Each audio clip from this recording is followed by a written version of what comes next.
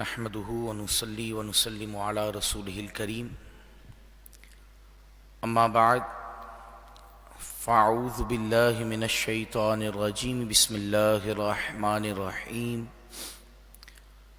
قال الله تبارك وتعالى في القرآن المجيد والفرقان الحميد اهدنا الصراط المستقيم صراط الذين أنعمت عليهم غیر المغضوب علیہم ولا الضالین آمین۔ صدق اللہ العظیم وصدق رسولہ النبی الکریم۔ مولایا صلی وسلم دائما ابدا علی حبیبک خیر الخلق کلہم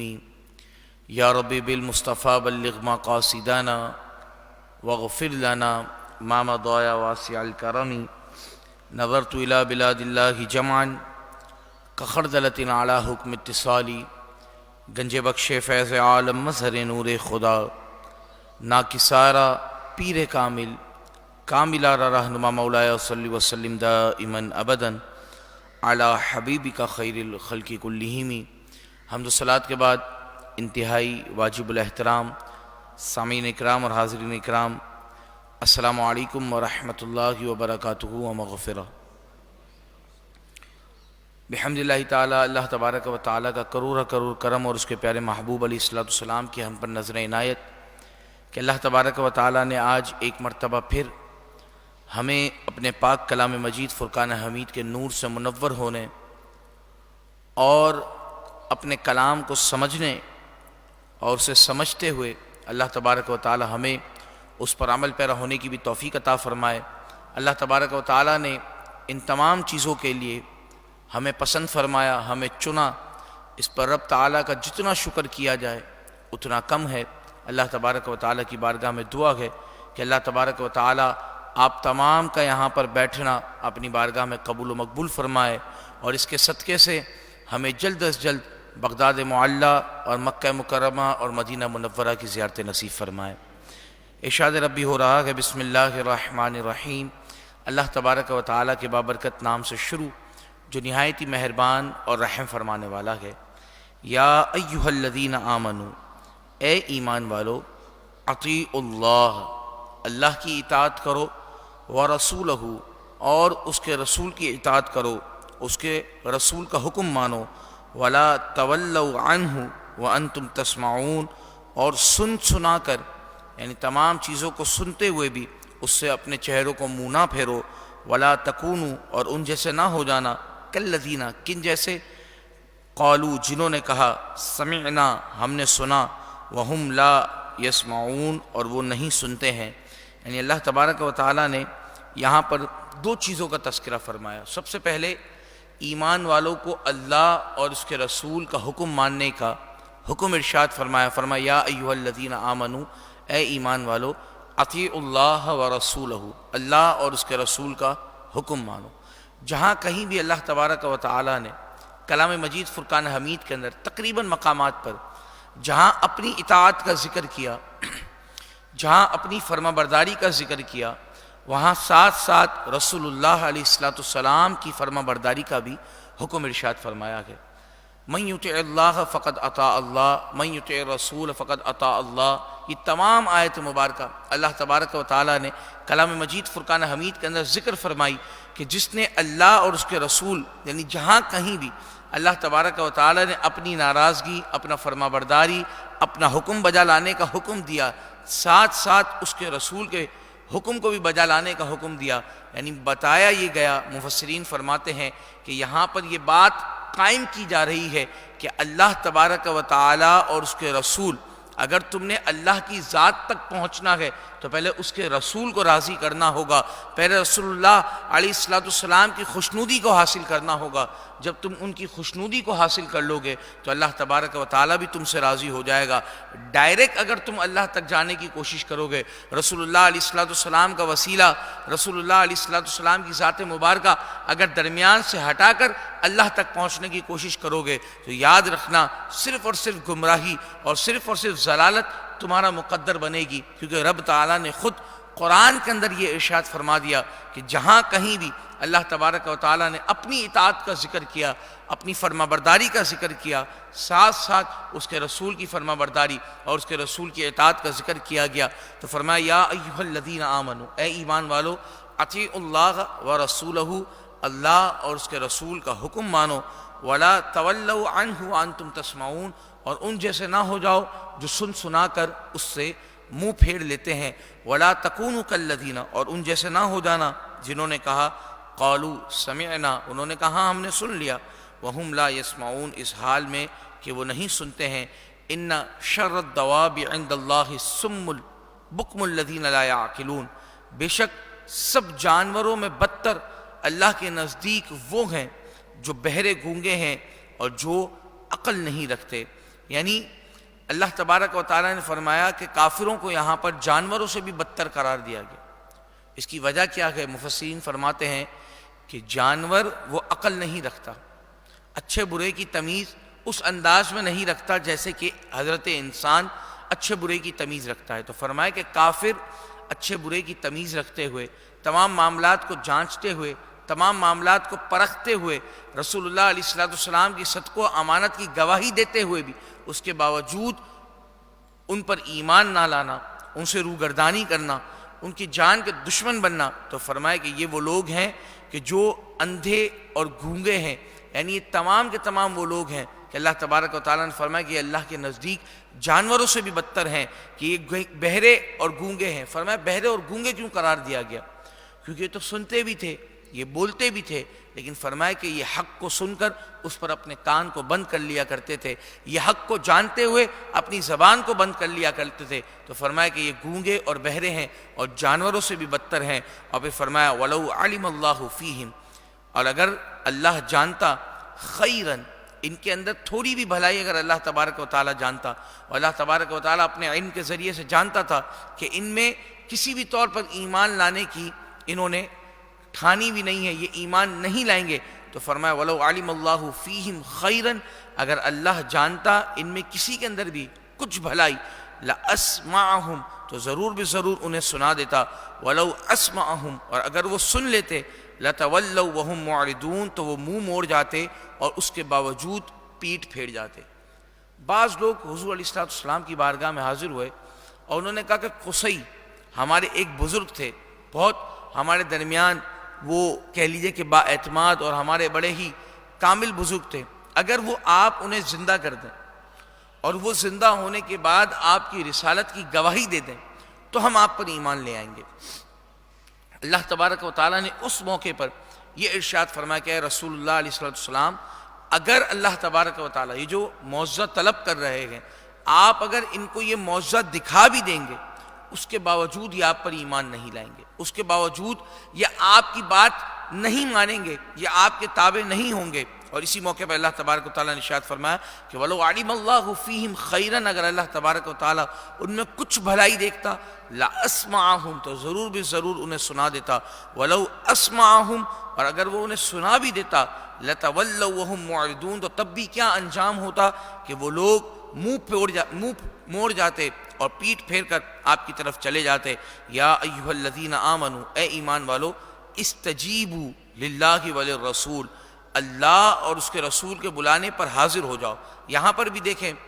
وہی سلسلہ ہے، جس طرح پیچھے آتی اللہ و رسول، اس طریقے سے استجیبوا للہ وللرسول، کہ اللہ اور اس کے رسول کے بلانے پر حاضر ہو جاؤ۔ اذا دعاکم، جب رسول تمہیں کسی چیز کے لیے بلائیں، لما یحییکم، جو تمہیں زندگی بخشے گی، تو یاد رکھو کہ ان کے بلانے پر فوراً حاضر ہو جانا ہے، ان کے بلانے پر فوراً رسول اللہ علیہ السلام کی بارگاہ میں آ جانا ہے، کیونکہ رسول کا بلانا اللہ ہی کا بلانا ہے۔ اور بخاری شریف میں سعید بن معلا رضی اللہ تعالیٰ عنہ سے مروی ہے کہ فرماتے ہیں کہ میں مسجد میں نماز پڑھ رہا تھا، مجھے رسول اکرم صلی اللہ تعالی وسلم نے پکارا، میں نے نماز میں ہونے کی وجہ سے جواب نہ دیا، پھر میں نے حاضر خدمت ہو کر عرض کی کہ یا رسول اللہ علیہ السلام، میں نماز پڑھ رہا تھا۔ حضور علیہ السلام نے فرمایا کہ اللہ تعالیٰ نے یہ نہیں فرمایا کہ اللہ اور اس کے رسول کے بلانے پر حاضر ہو جاؤ؟ اسی طریقے سے ایک دوسری حدیث کے اندر حضرت ابی بن کعب رضی اللہ تعالیٰ عنہ فرماتے ہیں کہ میں نماز پڑھ رہا تھا کہ حضور نے انہیں پکارا تو انہوں نے جلدی نماز تمام کر سلام عرض کیا، تو حضور علیہ السلام نے فرمایا تمہیں جواب دینے سے کیا بات مانے ہوئی، یعنی اتنی دیر کیوں لگ گئی؟ تو فرمایا کہ یا رسول اللہ علیہ السلام میں تو نماز پڑھ رہا تھا۔ تو حضور علیہ السلام نے فرمایا کیا تم نے قرآن پاک میں یہ نہیں پایا کہ اللہ اور اس کے رسول کے بلانے پر حاضر ہو جاؤ؟ تو عرض کیا کہ اے رسول اللہ علیہ السلام بے شک آئندہ ایسا نہ ہوگا، یعنی استجیبوا للہ وللرسول، کہ اللہ اور اس کے رسول کے بلانے پر حاضر ہو جاؤ۔ تو فرمایا کہ اگر رسول اللہ علیہ السلام تمہیں دوران نماز بھی آواز دیں تو تمام چیزوں کو چھوڑ چھاڑ کر رسول اللہ علیہ السلام کی اطاعت، رسول اللہ علیہ السلام کو جواب دینا یہ تم پر لازم کر دیا گیا ہے۔ تو فرمایا کہ اذا دعاکم، جب رسول تمہیں اس چیز کے لیے بلائے، لما یحییکم، جو تمہیں زندگی بخشتی ہے، تو فوراً ان کے حضور حاضر ہو جاؤ۔ وَاعْلَمُوا، اور جان لو، ان اللہ یحول بین المرء وقلبہ، کہ اللہ کا حکم آدمی اور اس کے دلی ارادوں میں حائل ہو جاتا ہے، اور وَأَنَّهُ إِلَيْهِ تُحْشَرُونَ، اور یہ تمہیں نہیں پتا کہ تمہیں اسی کی طرف اٹھنا ہے، یعنی اللہ تبارک و تعالیٰ کا جو حکم ہے کہ اللہ نے فرمایا کہ تم میری اطاعت کرو، میرے رسول کی اطاعت کرو، میری پیروی کرو، میرے رسول کی پیروی کرو، جو تمہیں احکامات بتائے گئے ان پر پورے طور پر عمل کرو۔ تو فرمایا کہ وَاعْلَمُوا، جان لو، ان اللہ یحول بین المرء وقلبہ، کہ اللہ کا جو حکم ہے وہ آدمی اور اس کے دل کے درمیان حائل ہو جاتا ہے، یعنی وہ انسان اپنی دلی خواہشات کی طرف چلے جاتا ہے، اپنی دلی نفسانی معاملات کی طرف چلے جاتا ہے، حالانکہ موت کا وقت کیا ہے کسی کو کوئی پتہ نہیں، موت کب آ جانی ہے کسی کو کوئی پتہ نہیں، لیکن اس کے باوجود انسان غفلت کے اندر زندگی گزارتا ہے۔ اور پھر فرمایا وَأَنَّهُ إِلَيْهِ تُحْشَرُونَ، اور یہ یاد رکھو کہ تمہیں اسی کی طرف دوبارہ لوٹنا ہے۔ وَاتَّقُوا فِتْنَةً لَا تُصِيبَنَّ الَّذِينَ ظَلَمُوا مِنْكُمْ خَاصَّةً، اور اس فتنے سے ڈرتے رہو جو ہرگز تم نے خاص ظالموں کو ہی نہ پہنچے گا۔ وَاعْلَمُوا، اور جان لو، ان اللہ شدید العقاب، کہ بے شک اللہ تبارک و تعالیٰ کا عذاب وہ سخت ہے اور بڑا ہی شدید ہے۔ یعنی فرمایا گیا کہ یاد رکھو کہ اس فتنے سے ڈرتے رہو جو ہرگز خاص صرف ظالموں کو نہ پہنچے گا۔ کیا مطلب؟ کہ فرمایا کہ اگر جب ایک قوم کے اندر، اور احادیث کے اندر اس کی بڑی واضح انداز میں کہہ لیجئے کہ اس کو بیان کیا گیا ہے کہ جب ایک قوم کے اندر ممنوعات اور جن چیزوں سے اللہ تبارک و تعالیٰ نے روکا گیا ان چیزوں سے رکنے کا معاملہ ختم ہو جائے اور قوم ممنوعات کے اندر، حرام کاری کے اندر مبتلا ہو جائے، اور کوئی بھی زبان سے یا ہاتھ سے یا طاقت سے اس کو روکنے والا نہ ہو۔ مثال کے طور پر آج کے دور کو لے لیجئے کہ آج کا جو دور ہے، آج ہمارے درمیان تمام ممنوعات پائے جاتے ہیں،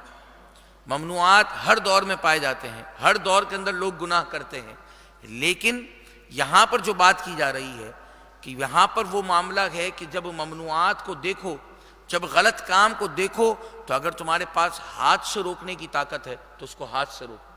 اگر تمہارے پاس زبان سے روکنے کی طاقت ہے تم اس کو زبان سے روکو، اگر تمہارے پاس زبان سے روکنے کی بھی طاقت نہیں تو کم از کم اس کو دل کے اندر برا جانو۔ لیکن آج ہمارا معاملہ کیا ہے کہ یار اس کا مسئلہ ہے، اس کا مطلب ہے، کرنے جو کرتا ہے، مجھے کیا پڑی ہے، میں اس کے معاملات کے اندر پڑوں۔ تو فرمایا کہ جب یہ معاملہ ہوتا ہے نا، جب قوم کے اندر یہ معاملہ آتا ہے اور جب قوم اس نتیجے پر پہنچ جاتی ہے تو فرمایا پھر یاد رکھنا کہ جب عذاب آتا ہے تو وہ ظالموں کو خاص کر نہیں آتا، بلکہ عمومی طور پر تمام کے تمام لوگ اس عذاب کے اندر مبتلا ہوتے ہیں، تمام کے تمام لوگ اس عذاب کا شکار ہو جاتے ہیں۔ تو اللہ تبارک و تعالیٰ نے خاص فرما دیا کہ اس فتنے سے ڈرتے رہو کہ جو ہرگز صرف ظالموں کو نہیں پہنچے گا بلکہ ہر عام شخص کو پہنچے گا۔ تو آج جو ہمارے درمیان کہہ لیجئے کہ آئے دن کوئی نئی سے نئی بیماری، آئے دن کوئی نئے سے نئے وبال، آئے دن کوئی نئے سے نئے معاملہ، کاروبار کے اندر بے برکتی، گھروں کے اندر ناچاکیاں، یہ تمام چیزیں جو ہمارے درمیان موجود ہیں، تو یاد رکھیے گا کہ جب تک امر بالمعروف و نہی عن المنکر کا ہم کام کرتے رہیں گے، اللہ تبارک و تعالی ہم پر عمومی طور پر عذاب نازل نہیں فرمائے گا، جب ہم نے اس کام کو چھوڑا، جب ہم نے اس معاملے کو چھوڑا، نیکی کا حکم دینا اور برائی سے روکنا، جب ہم اس کام سے پیچھے ہٹیں گے، کیونکہ امت مسلمہ کا یہ کام رسول اللہ علیہ السلام، کیونکہ رسول آخری ہیں، خاتم النبیین صلی اللہ علیہ وسلم ہے، اس کے بعد امت پر یہ فرض آیا کہ وہ امر بالمعروف و نہی عن المنکر کا کام کرے۔ تو جب امت یہ کام چھوڑے گی تو پھر عمومی طور پر تمام کے تمام لوگوں پر عذاب آئے گا۔ پھر اس کے بعد اللہ تبارک و تعالیٰ نے فرمایا وَاذْكُرُوا، اور یاد کرو، اذ انتم، جب تم، قلیل مستضعفون فی الارض، جب تم تھوڑے تھے اور اپنے ملک کے اندر دبائے ہوئے تھے، تخافون، کہ تمہیں یہ خوف ہوتا تھا، ان یتخطفکم الناس، کہ کہیں تمہیں لوگ اچک نہ لے جائیں، فآواکم، تو ہم نے تمہیں اس کی جگہ مدینے میں جگہ دی، وأیدکم بنصرہ، اور اپنی مدد سے تمہاری تائید کی، ورزقکم من الطیبات، اور تمہیں صاف اور ستھری روزی دی، لعلکم تشکرون، تاکہ تم شکر مانو اور تاکہ تم احسان مانو۔ یہاں پر اللہ تبارک و تعالیٰ نے مہاجرین کو اپنا ایک کہہ لیجئے کہ ان کا وقت یاد دلایا کہ یاد کرو کہ جب تم بہت تھوڑے تھے، جب تم مکے کے اندر تھے، جب تم اپنی ایمان کو واضح بھی نہیں کر سکتے تھے، اپنی عبادات کو واضح نہیں کر سکتے تھے، اور تمہیں ہر وقت یہ خوف ہوتا تھا کہ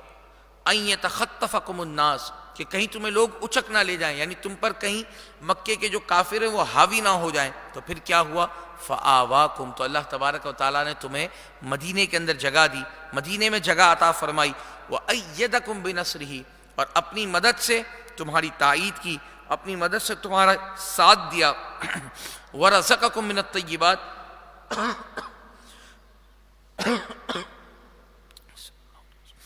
اور ستری چیزوں سے تمہیں روزی دی، لعلکم تشکرون، تاکہ تم شکر مانو۔ یا ایھا الذین آمنوا، اے ایمان والو، لا تخونوا اللہ والرسول، اللہ اور اس کے رسول سے دغا نہ کرو۔ آپ یہ دیکھتے جائیں کہ آج کی جو درس کی جو سیٹنگ ہے اور آج کے درس کی جو آیات آ رہی ہیں اس میں آپ مسلسل دیکھیں گے، سب سے پہلے اطیعوا اللہ والرسول، استجیبوا للہ وللرسول، اور اب لا تخونوا اللہ والرسول، کہ اللہ اور اس کے رسول سے دغا نہ کرو، اللہ اور اس کے رسول سے خیانت نہ کرو، وَتَخُونُوا أَمَانَاتِكُمْ، اور نہ اپنی امانتوں کے اندر خیانتیں کرو، وَأَنْتُمْ تَعْلَمُونَ، اس حال میں کہ تم جانتے ہو، دانستہ طور پر کسی بھی معاملے کے اندر خیانت نہ کرو۔ یہ آیت مبارکہ حضرت ابو لبابہ انصاری رضی اللہ تعالیٰ عنہ کے متعلق نازل ہوئی کہ اللہ تبارک و تعالیٰ کے رسول علیہ السلام نے جب بنو قریظہ، یہ یہودیوں کی ایک جماعت ہے، جب آپ علیہ السلام نے ان کا محاصرہ کیا اور محاصرے کو 2 ہفتے گزر گئے، تو اب یہودی خائف ہوئے کہ کیا کریں، کیا معاملہ ہو، کیونکہ 2 ہفتے گزر گئے، نہ ہمارا کوئی سامان باہر سے آ سک رہا ہے، نہ ہم یہاں سے سامان بھیج سک رہے ہیں، اب ہمارے پاس جو زیادہ مطلب ہمارے پاس جو معاملہ تھا، جو ہمارے پاس مال بھی تھا، وہ بھی ختم ہو رہا ہے، اب کیا معاملہ کرنا ہے۔ تو ان کے سردار جو بڑے تھے انہوں نے انہیں 3 تجویزیں دی۔ پہلی یہ کہ تم رسول اللہ علیہ السلام پر ایمان لے آؤ اور ان کے مددگار بن جاؤ، ان کے ہاتھ پر ایمان لا کر ان کے ساتھ مل جاؤ۔ تو انہوں نے کہا کہ نہیں، ہم یہ تو ہرگز نہیں کریں گے۔ یہودیوں نے کہا کہ یہ معاملہ تو انہوں نے کہہ لیجیے کہ رد کر دیا، انہوں نے اس تجویز کو رد کر دیا۔ دوسری بات اس یہودی کے سردار نے کہی کہ یہ ہو کہ سب سے پہلے ہم اپنے بیوی بچوں کو قتل کر دیں اور اس کے بعد جنگ کے لیے نکل جائیں، ان کے ساتھ جنگ کریں، پھر جو بھی ہوگا دیکھا جائے گا۔ تو یہودیوں نے اس بات کو بھی رد کر دیا، کہا کہ اگر بالفرض اگر ہم جیت گئے، اگر ہماری جیت مقدر ہوئی، تو اس کے بعد تو ہم نے اپنے بیوی بچوں کو خود اپنے ہاتھ سے مار دیا ہوگا، تو اس کے بعد ہمارے جینے کا مقصد کیا رہتا ہے، اس کے بعد ہمارا معاملہ کیا رہتا ہے۔ تو انہوں نے اس بات کو بھی رد کر دیا۔ تیسری تجویز اس نے یہ کی کہ کسی طریقے سے رسول اللہ علیہ السلام پر یا رسول اللہ علیہ السلام سے صلح کر لی جائے، صلح کا معاملہ ہو جائے۔ اب جب انہوں نے یہ پیغام رسول اللہ علیہ السلام کی طرف بھیجا تو آپ علیہ السلام نے کہا کہ میں حضرت سعد بن معاذ یا معاذ بن سعد، ان کا جو فیصلہ ہوگا اگر تم اس کو مانو گے تو میں تمہارے درمیان ان کو فیصلہ کرنے والا بناتا ہوں، اگر تم اس بات پر قائم ہوتے ہو تو ہماری بات آگے بڑھ سکتی ہے۔ اب حضرت ابو لبابہ جو تھے، یہ حضور علیہ السلام نے انہیں اس طرف بھیجا کیونکہ یہودیوں کے ساتھ ان کے تعلقات تھے، ان کی زمینیں، ان کے معاملات، ان کے بیوی بچے وغیرہ اسی علاقے میں رہتے تھے، تو کیونکہ ان کے آپس میں معاملات اچھے تھے، ایک دوسرے کے ساتھ تعلقات اچھے تھے، تو انہیں مشورے کے لیے وہاں پر بھیجا گیا۔ اب جب یہودیوں نے سوال کیا کہ تم کیا کہتے ہو کہ رسول اللہ علیہ السلام نے ہمیں یہ بات کہی ہے کہ حضرت سعد بن معاذ کو اپنا کہہ لیجئے کہ جو فیصلہ کرنے والا ہے وہ بنا لو، جو وہ فیصلہ کریں گے وہ تمہیں قبول کرنا پڑے گا، تم اس بارے میں کیا رائے دیتے ہو، تمہاری اس بارے میں کیا رائے ہے؟ تو حضرت ابو لبابہ انصاری رضی اللہ تعالیٰ نے کیا کیا کہ انہوں نے اپنے ہاتھ کے اشارے سے، جیسے انسان یوں کرتا ہے نا، کسی کو مارنے کا اشارہ کرنا ہو تو گردن کی طرف ہاتھ سے ایسے کہ تیری خیر نہیں، اب تیری گردن کٹے گی، اب تو مرے گا۔ تو یہ چیز حضرت لبابہ انصاری رضی اللہ تعالیٰ نے اس طرح کا اشارہ کیا ان کو سمجھانے کے لیے کہ اگر تم ان کو اپنا سفیر بھی مقرر کر لو گے اپنے حق میں، اگر ان کو تم فیصلہ کرنے والا بھی کر لو گے تو ان کا بھی وہی فیصلہ ہوگا جو رسول اللہ علیہ السلام کا فیصلہ ہے۔ اب جیسے انہوں نے یہ اشارہ کیا، اب حضرت ابو لبابہ انصاری فرماتے ہیں کہ میں ابھی ایک قدم پیچھے بھی نہ ہٹ پایا تھا کہ میرے دل کے اندر یہ بات آئی کہ میں نے اللہ اور اس کے رسول کے ساتھ خیانت کر دی ہے، میں نے اللہ اور اس کے رسول کا جو راز تھا وہ میں نے آگے ڈیلیور کر دیا ہے، میری ان کے ساتھ خیانت ہو گئی ہے۔ آپ اسی وقت دوبارہ پلٹے، آپ رسول اللہ علیہ السلام کی بارگاہ میں حاضر نہ ہوئے بلکہ آپ مسجد نبوی کے اندر گئے اور مسجد نبوی میں جا کر اپنے آپ کو ستون سے باندھ لیا اور فرمایا کہ یہ میں جب تک نہ کھولوں گا جب تک رسول اللہ علیہ السلام آ کر مجھے نہ کھولیں گے۔ اب رسول اللہ علیہ السلام کو اس بابت خبر ہوئی کہ حضرت ابو لبابہ انصاری رضی اللہ تعالیٰ نے یہ معاملہ کیا گیا، تو آپ نے فرمایا کہ جب انہوں نے خود یہ کام کیا گیا اور یہ میرے پاس ڈائریکٹ نہ آئے تو اب جب تک اللہ تبارک و تعالیٰ مجھے حکم نہ دے گا تب تک میں انہیں نہ کھولوں گا۔ اب وہ 7 روز تک نہ کچھ کھاتے نہ کچھ پیتے، ان کی زوجہ جب ان کو طبعی حاجت ہوتی یا جب ان کو نمازوں کا وقت ہوتا تو آ کر ان کی رسی کھول دیا کرتی، یہ نماز وغیرہ پڑھتے اور دوبارہ ستون سے ان کو باندھ دیا جاتا۔ 7 روز گزر گئے، 7ویں روز جب غشی کا عالم آیا، جب کمزوری آئی اور آپ بے ہوش ہو گئے تو اس وقت اللہ تبارک و تعالیٰ نے اپنے محبوب علیہ السلام پر آیات کا نزول فرمایا اور فرمایا کہ ہم نے ان کی توبہ کو قبول کر دیا ہے، آپ بھی ان کی توبہ کو قبول فرمائیں اور جا کر اپنے غلام سے ملیے۔ اب حضرت ابو لبابہ انصاری رضی اللہ تعالیٰ عنہ کے پاس قاصد کو بھیجا گیا کہ آپ کے حق میں رب تعالیٰ نے آیات کا نزول فرمایا گیا، آپ کی توبہ کو قبول کر لیا گیا ہے، اب آپ اپنے آپ کو کھول لیجئے، اب آپ ستون سے آزاد ہو جائیے، کچھ کھا لیجئے، کچھ پی لیجئے۔ فرمایا جب تک رسول اللہ علیہ السلام آ کر مجھے اپنے ہاتھ سے آزاد نہ کریں گے میں آزاد نہ ہوں گا۔ پھر رسول اللہ علیہ السلام ان کے پاس آئے اور انہیں اپنے ہاتھوں سے ان کی رسیوں کو کھولا اور انہیں آزاد کیا۔ تو انہوں نے اللہ تبارک و تعالیٰ کے محبوب کی بارگاہ میں عرض کیا کہ یا رسول اللہ علیہ السلام، اس مال نے مجھے اس بات کی طرف ابھارا، کیونکہ یہودیوں کی طرف ان کا مال تھا، ان کی زمینیں، ان کی جائیدادیں اس علاقے کے اندر تھی، تو فرمایا اس مال کی وجہ سے میرے دل کے اندر ذرہ برابر جو یہ معاملہ ہوا تھا، یا رسول اللہ علیہ السلام یہ میں سارا مال آپ کی بارگاہ میں صدقہ کرتا ہوں، مجھے ایسا مال نہیں چاہیے۔ رسول اللہ علیہ السلام نے ان کی طرف سے تہائی مال کو صدقہ کرنا، فرمایا تہائی مال کا صدقہ کرنا یہ کافی ہے، اتنا صدقہ کر دو، باقی مال اپنے پاس رکھو۔ تو فرمایا کہ یہ آیت مبارکہ کا شان نزول تھا کہ فرمایا یا ایھا الذین آمنوا، اے ایمان والو، لا تخونوا اللہ والرسول، کہ اللہ اور اس کے رسول سے خیانت نہ کرو، اللہ اور اس کے رسول سے دغا نہ کرو، وتخونوا اماناتکم، اور جو تمہاری آپسی امانتیں بھی ہیں تمہارے پاس اس میں بھی خیانت نہ کرنا، وانتم تعلمون، اس حال میں کہ تم جان رہے ہو، وَاعْلَمُوا، اور جان لو، انما اموالکم و اولادکم فتنہ، کہ تمہارے مال اور تمہاری اولاد یہ تمام کے تمام فتنہ ہیں، تمام کی تمام تمہارے لیے فتنہ ہیں، وَأَنَّ اللَّهَ عِنْدَهُ أَجْرٌ عَظِيمٌ، اور اللہ کے پاس اس کا بہت بڑا ثواب ہے۔ یعنی جو شخص اپنے مال کو سنبھال لے، اپنی اولاد کو سنبھال لے، یہ 2 چیزیں، کیونکہ انسان جب اس دنیا کے اندر گمراہ ہوتا ہے نا، انسان جب اس دنیا کے اندر گناہوں میں پڑتا ہے نا، وہ 2 وجہ سے پڑتا ہے، یا تو مال کی محبت کے اندر یا اولاد کی محبت کے اندر۔ مال کی محبت میں ہم سب جانتے ہیں کہ انسان کس طریقے سے اندھا ہو کر حلال اور حرام کی تمیز کو بھول جاتا ہے۔ اولاد کی محبت میں کس طرح ہوتا ہے؟ اولاد کی محبت میں اس طرح ہوتا ہے کہ انسان اپنے آپ کو تو گناہوں سے بچا لیتا ہے، اپنے آپ کو گناہوں سے سیو رکھتا ہے، لیکن جب اس کی اولاد کسی چیز کے لیے ضد کرتی ہے یا اس کے گھر والے جب کسی چیز کے لیے ضد کرتے ہیں تو پھر انسان وہاں پر اپنے ہاتھوں کو باندھ لیتا ہے، کہتا ہے یار کیا کروں، مجبور ہوں، آپ مجبور نہیں ہیں، آپ گھر کے سرپرست ہیں، آپ گھر کے حاکم ہیں، آپ کا حکم ماننا آپ کے گھر والوں پر لازم ہے، آپ کا حکم ماننا آپ کے گھر والوں کے لیے ضروری ہے۔ اور یہ یاد رکھیے گا کہ قرآن مجید فرقان حمید کے اندر ہی موجود ہے، اللہ تبارک و تعالیٰ نے 28ویں پارے کے اندر ارشاد فرمایا کہ اے ایمان والو، اپنے آپ کو اور اپنے اہل و عیال کو اس آگ سے بچاؤ کہ جس کا ایندھن آدمی اور پتھر ہے۔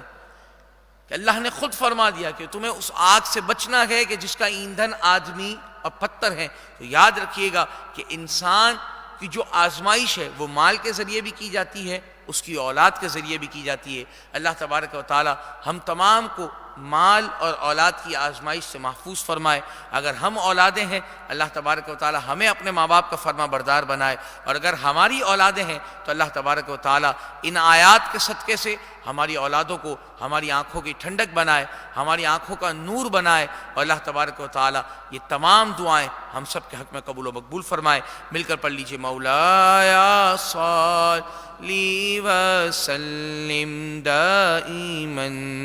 ابدا علی حبیبک خیر الخلق کلہم هو الحبیب الذی ترجى شفاعته لكل هول من الأهوال مقتحم مولاي صل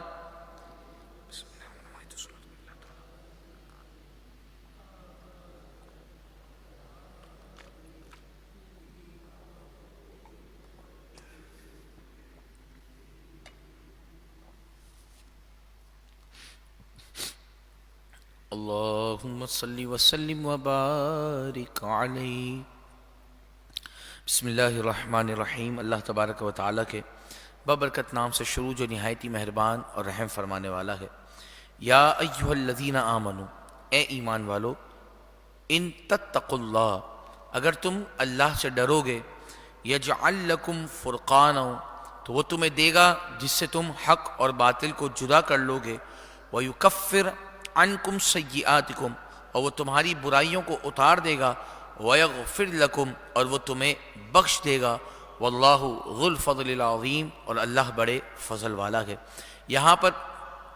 بالکل آسان سا ترجمہ ہے اور سمجھنے والے کے لیے بالکل آسان بات ہے کہ فرمایا اے ایمان والو، ان تتقوا اللہ، اگر تم اللہ سے ڈرو گے تو اللہ تبارک و تعالیٰ تمہیں 3 انعامات عطا فرمائے گا۔ وہ 3 انعامات کیا ہیں؟ سب سے پہلا کہ یجعل لکم فرقانا، کہ تمہیں ایسی فراست دے گا، تمہیں ایسی سمجھ دے گا جس سے تم باطل کو حق سے جدا کر سکو، حق اور باطل کے اندر تم تمیز پیدا کر سکو۔ وہ تمہیں اس قدر فراست عطا فرمائے گا جب تم اللہ سے ڈرو گے۔ دوسری بات، جب تم اللہ سے ڈرو گے اور تقوی اختیار کرو گے، وَيُكَفِّرَ عَنْكُمْ سَيِّئَاتِكُمْ، تو وہ تمہارے گناہوں کو مٹا دے گا۔ اور دوسرے مقام پر اللہ تبارک و تعالیٰ نے ارشاد فرمایا کہ تمہارے گناہوں کو نیکیوں سے تبدیل فرما دے گا، وَيُكَفِّرَ عَنْكُمْ سَيِّئَاتِكُمْ، اور تمہارے گناہوں کو اتار دے گا، تمہاری برائیوں کو اتار دے گا، وَيَغْفِرْ لَكُمْ، اور تمہاری بخشش فرما دے گا، تمہیں بخش دے گا، واللہ ذو الفضل العظیم، اور بے شک اللہ تبارک و تعالیٰ بڑے فضل والا ہے۔ وَإِذْ يَمْكُرُ، اور اے محبوب یاد کرو، یمکرو، جب کافر، وَإِذْ يَمْكُرُ بِكَ الَّذِينَ كَفَرُوا، اور جب کافر تمہارے ساتھ مکر کرتے تھے، لِيُثْبِتُوكَ، کہ تمہیں قید کر لیں، او يَقْتُلُوكَ، یا تمہیں شہید کر دیں، او يُخْرِجُوكَ، یا تمہیں اس شہر سے نکال دیں، وَيَمْكُرُونَ وَيَمْكُرُ اللَّهُ، اور وہ اپنا سا مکر کرتے تھے اور اللہ اپنی خفیہ تدبیر فرماتا تھا، واللہ خیر الماکرین، اور اللہ سب سے بہتر خفیہ تدبیر فرمانے والا ہے۔ دار الندوہ کے اندر اس آیت مبارکہ کا شان نزول کچھ اس طرح ہے کہ دار الندوہ جو کہ ایک کمیٹی گھر تھا جہاں پر قریش اپنے بڑے سے بڑے فیصلے کیا کرتے تھے، وہاں پر رسول اللہ علیہ السلام کی نسبت مشورہ کرنے کے لیے وہ لوگ جمع ہوئے، اور ابلیس لعین ایک بڈھے کی شکل میں ان کے درمیان آیا اور آ کر کہنے لگا کہ میں نجد سے ایک شیخ ہوں اور میں تمہارے اس اجتماع کے بارے میں جانتا ہوں، تو تم مجھ سے کچھ نہ چھپانا، میں بہتر رائے سے تمہاری مدد کروں گا، تو اس کو بھی اس مشورے کے اندر شامل کر لیا گیا، اور سید عالم صلی اللہ تعالی وسلم کے متعلق رائے زنی شروع ہوئی۔ تو ابو الجنتری نے کہا کہ میری یہ رائے ہے کہ محمد صلی اللہ تعالی وسلم کو پکڑ کر ایک مکان میں قید کر دو، اور مضبوط بندشوں یعنی مضبوط چیزوں سے ان کو باندھ دو، اور دروازہ بند کر دو، صرف ایک سوراخ چھوٹا سا چھوڑ دو جس سے کبھی کبھار انہیں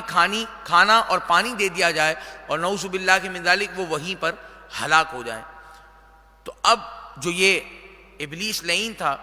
اس نے جب یہ بات سنی تو وہ بہت ناخوش ہوا اور کہنے لگا کہ یہ نہایت ہی ناقص رائے ہے، اور جب یہ خبر مشہور ہوگی کہ ہم نے رسول اللہ علیہ السلام کو اس طریقے سے قید کیا گیا تو ان کے اصحاب آئیں گے اور آ کر ان کو چھڑا کر لے جائیں گے، تو تمہاری یہ رائے بہت بیکار ہے۔ پھر اس کے بعد حشام بن عمرو کھڑا ہوا اور اس نے کہا کہ میری یہ رائے ہے کہ محمد صلی اللہ علیہ وسلم کو اونٹ پر سوار کر کر اپنے شہر سے نکال دو، پھر وہ جو کچھ بھی کریں تمہیں اس سے کوئی ضرر نہیں، وہ اپنے شہر سے نکال دو، باہر جا کر اس کو جو کرنا ہو وہ معاملہ کریں۔ ابلیس نے اس رائے کو بھی ناپسند کیا اور کہا جس شخص نے تمہارے یہاں پر رہتے ہوئے ہوش اڑا دیے ہیں، تمہارے دانشمندوں کو حیران بنا دیا ہے، اس کو تم دوسری طرف بھیج رہے ہو، تم اس کے شیریں کلام کو نہیں جانتے، تم اس کی زبان کی مٹھاس کو نہیں جانتے، تم اس کی دل کی سچائی کو نہیں جانتے۔ جب تمہارے درمیان وہ ہے تو صادق و امین مشہور ہے، جب تم اس سے باہر نکالو گے تو وہ دیگر لوگوں پر جا کر ان کی قوم کو اور ان کے قلوب کو تسخیر کر کر ان کے ساتھ لشکر جمع کر کر تم پر چڑھائی کر دے گا اور تم منہ دیکھتے رہ جاؤ گے۔ نہیں، یہ بات بھی بالکل درست نہیں ہے۔ اب اہل مجمع نے کہا کہ صحیح بات ہے، یہ بھی شیخ نجدی صحیح کہہ رہا ہے۔ تو اب اس پر ابو جہل کھڑا ہوا، اور ابو جہل نے کھڑے ہو کر یہ رائے دی کہ قریش کے ہر خاندان سے، یعنی قریش کی جتنی بھی شاخیں ہیں ان کے ہر خاندان سے ایک ایک عالی نسب جوان منتخب کیا جائے، اور وہ تمام کے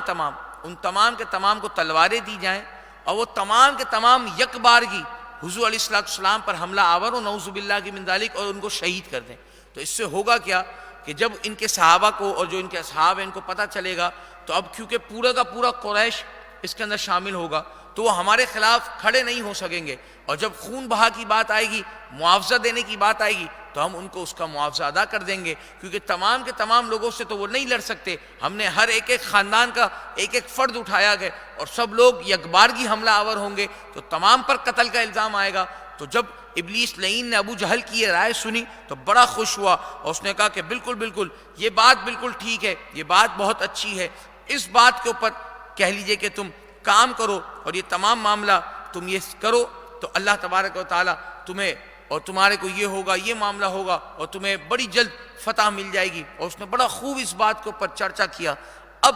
جب یہ تمام معاملہ ہو گیا، اس کمیٹی کے اندر یہ ساری چیزیں ہو گئی، تو اللہ تبارک و تعالیٰ نے حضرت جبرائیل علیہ السلام کو سید عالم صلی اللہ علیہ وسلم کی خدمت میں حاضر ہو کر اس واقعے کو گزارش کرنے کا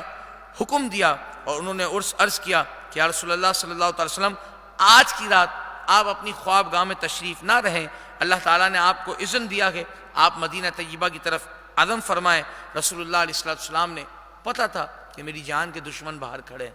میری جان کے دشمن ہیں، لیکن ان کی امانتیں اللہ کے رسول کے پاس موجود ہیں۔ یہ تو فرمایا گیا نا پیچھے بھی وَتَخُونُوا أَمَانَاتِكُمْ، کہ آپسی امانتوں کے اندر بھی خیانت نہ کرو۔ تو یہاں رسول اللہ علیہ السلام ہمیں رول ماڈل دے رہے ہیں کہ جو تمہاری جان کا دشمن بھی ہو اس کی امانت کا بھی خیال کس طرح کرنا ہے۔ فرمایا حضرت علی المرتضیٰ کرم اللہ تعالی وجہ الکریم کو اپنے بستر پر آرام کرنے کا حکم ارشاد فرمایا اے علی، صبح ہوتے ہی یہ فلاں کی امانت ہے، یہ فلاں کی امانت ہے، یہ فلاں کی امانت ہے، یہ تمام امانتیں لوٹا کر مدینے کی طرف آ جانا۔ اللہ کس قدر اللہ تبارک و تعالیٰ کے رسول امانتوں کا خیال فرما رہے کہ باہر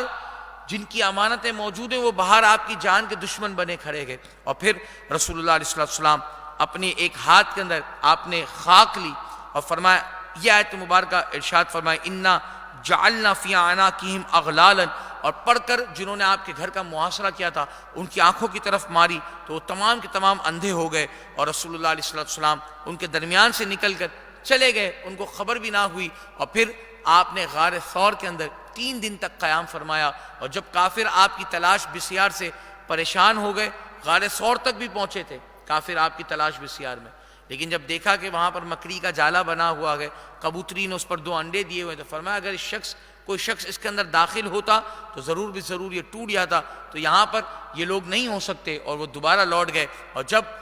کافروں کی طرف سے معاملہ ہلکا ہو گیا تو 3 دن آپ نے وہاں پر قیام فرمانے کے بعد پھر مدینہ طیبہ کی طرف روانگی اختیار فرمائی. تو یہ اس آیت مبارکہ کا شان نزول تھا کہ تم اپنے طور پر کیسا ہی مکر کیوں نہ کر لو، اللہ تبارک و تعالی خفیہ تدبیر فرمانے والا ہے، اور سب سے بہتر خفیہ تدبیر وہ اللہ ہی کی ہے. وَإِذَا تُتْلَى عَلَيْهِمْ آیاتنا، اور جب ان پر ہماری آیتیں پڑھی جاتی ہیں، قالوا تو وہ کہتے ہیں قد سمینا، ہاں ہم نے سنا، لو نشاء لقلنا مثل هذا، اور اگر ہم چاہتے تو ہم بھی اس طرح کی بات کہہ سکتے تھے، ہم بھی اس طرح کا معاملہ کر سکتے تھے. ان هذا الا اساطیر الاولین، یہ تو نہیں ہے مگر پچھلے لوگوں کی قصے اور کہانیاں. یہ نضر بن حارث یہ بڑا کہہ لیجئے کہ ایسا شخص ہے کہ جو بڑا گھوما پھرا کرتا تھا، بڑا اس نے دنیا دیکھی ہوئی تھی، اس نے توریت زبور کو بھی سنا ہوا تھا، پچھلی امتوں کے کہہ لیجئے کہ اس نے قصے بھی سنے ہوئے تھے. تو جب اس نے سنا کہ رسول اللہ علیہ السلام قرآن پڑھتے ہیں، جب اس نے قرآن سنا تو کہنے لگا کہ نعوذ باللہ کی من ذالک، یہ تو اگلے پچھلوں کی قصے کہانیاں ہیں، ایسا تو ہم بھی کہہ سکتے ہیں، اس میں کون سی بڑی بات ہے. تو جب یہ بات اس نے کہی تو اللہ تبارک و تعالیٰ نے پھر قرآن میں الگ الگ مقامات پر ان کو چیلنج دیا کہ چلو اس جیسی ایک صورت بنا کر لے آؤ،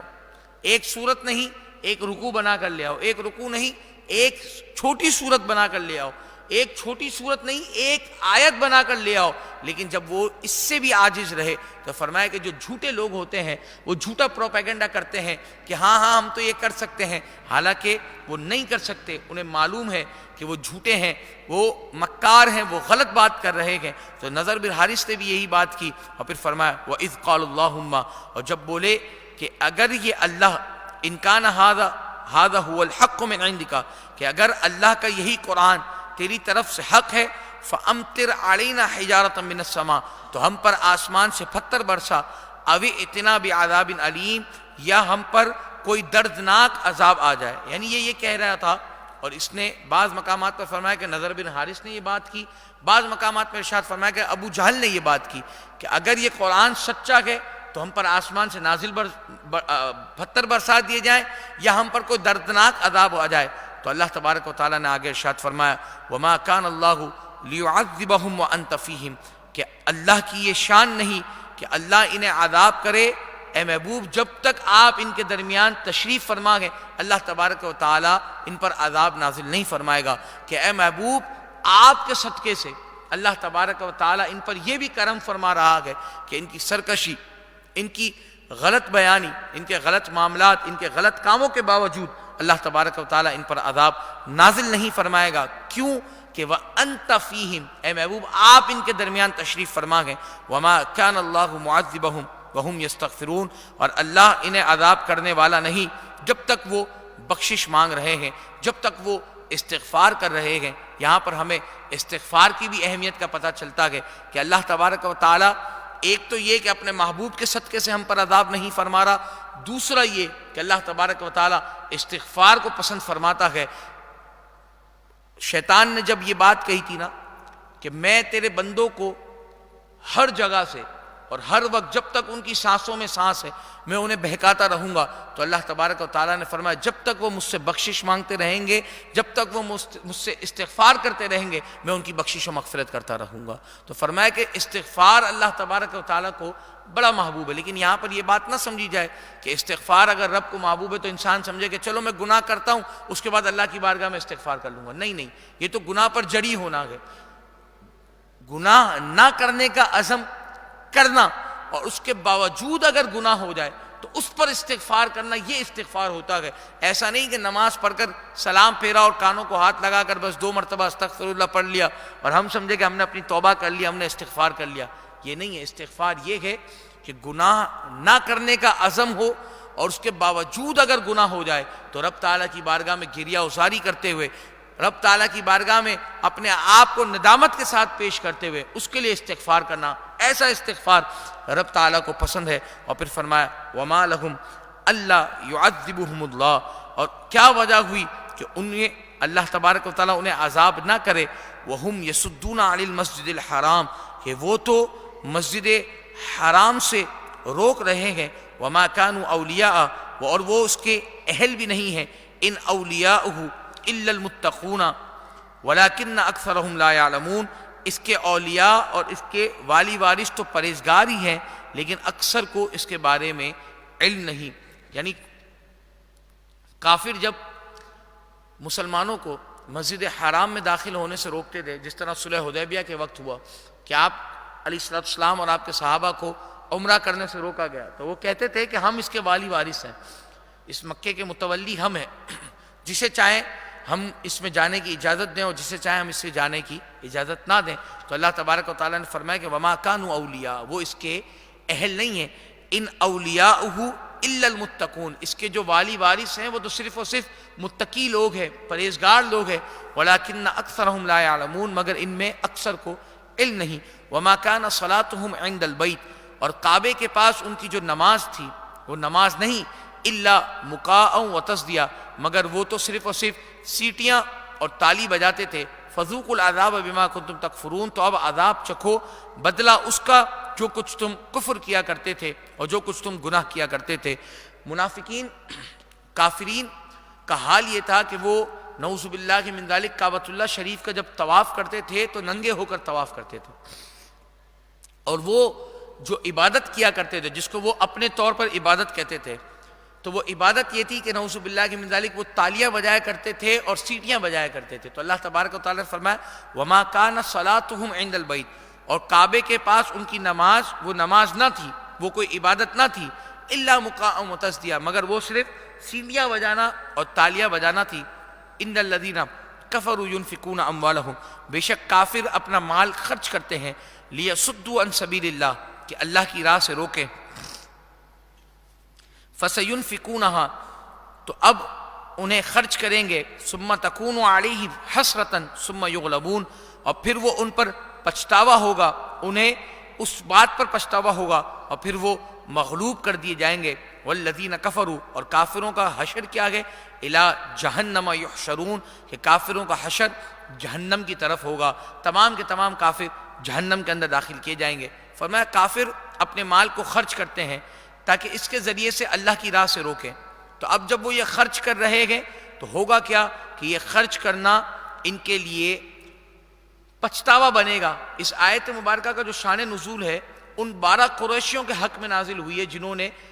بدر کے اندر لشکر کے تمام کھانے کا اپنے ذمے لیا تھا، اور ان میں سے ہر ایک لشکر کو کھانا دیتا تھا، ہر روز 10 اونٹ وہ کہہ لیجیے کہ لشکر کو دیے جاتے تھے۔ اس میں 2 اشخاص ایسے تھے، 12 لوگوں میں سے 2 لوگ ایسے تھے جو بعد میں ایمان لے آئے تھے، تو فرمایا کہ ان کا مال خرچ کرنا، ان کا تمام چیزیں کر لینا اپنی طرف سے اللہ کی راہ کو روکنے کے لیے، اللہ کی راہ سے روکنے کے لیے تمام معاملات کر لینا، اس کے باوجود ہوگا کیا کہ انہیں پچھتاوا ہوگا۔ بدر کے مقام پر انہیں پچھتاوا ہوا، بڑی طاقت کے ساتھ بڑی قوت کے ساتھ آئے تھے، لیکن اللہ تبارک و تعالیٰ نے انہیں ذلیل و خوار کیا، انہیں شکست دی اور انہیں تباہ و برباد کر دیا۔ اس کے بعد یہ احد میں بھی آئے، احد میں بھی انہیں شکست ہوئی، وہ آخر میں جو معاملہ ہوا احد کے اندر وہ آپ نے بڑی ڈیٹیل کے اندر سن لیا ہوگا، تو اس کے اندر وہ تمام معاملات ایسے ہوئے کہ پھر فرمایا کہ ان تمام چیزوں کے باوجود، مال خرچنے کے باوجود انہیں پچھتاوا ہوگا اور پھر وہ مغلوب کر دیے جائیں گے، اور کافروں کا جو حشر ہے وہ جہنم ہی کی طرف ہوگا۔ لیمیز اللہ الخبیث من الطیب، یہ اس لیے ہے کہ اللہ گندے کو سترے سے جدا فرما دے، ویجعل الخبیث بعضہ علی بعض، اور سب خبیثوں کو ایک دوسرے کے اوپر رکھ کر فیرکمہ جمیعا فیجعلہ فی جہنم، ان تمام کو ایک دوسرے کو اوپر رکھ کر ڈھیر بنا دے اور ان تمام کے تمام کو جہنم کے اندر ڈال دے۔ اولئک هم الخاسرون، اور وہی لوگ نقصان پانے والے ہیں اور وہی لوگ نقصان پائیں گے۔ اس آیت مبارکہ کا جو شان نزول ہے وہ یہ ہے کہ دنیا و آخرت کے خسارے میں رہے، اپنا مال خرچ کر کر دنیاوی خسارے کے اندر رہے اور آخرت کے اندر عذاب کے اندر مبتلا ہو کر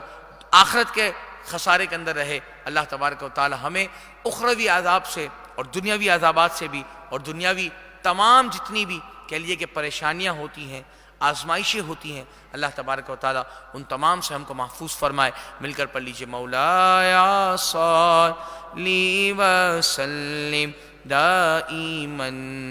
ابدا علی حبیبک خیر الخلق كلهم يا أكرم الخلق ما لي من ألوذ به سواك عند حلول الحاسيس العمم مولاي صل.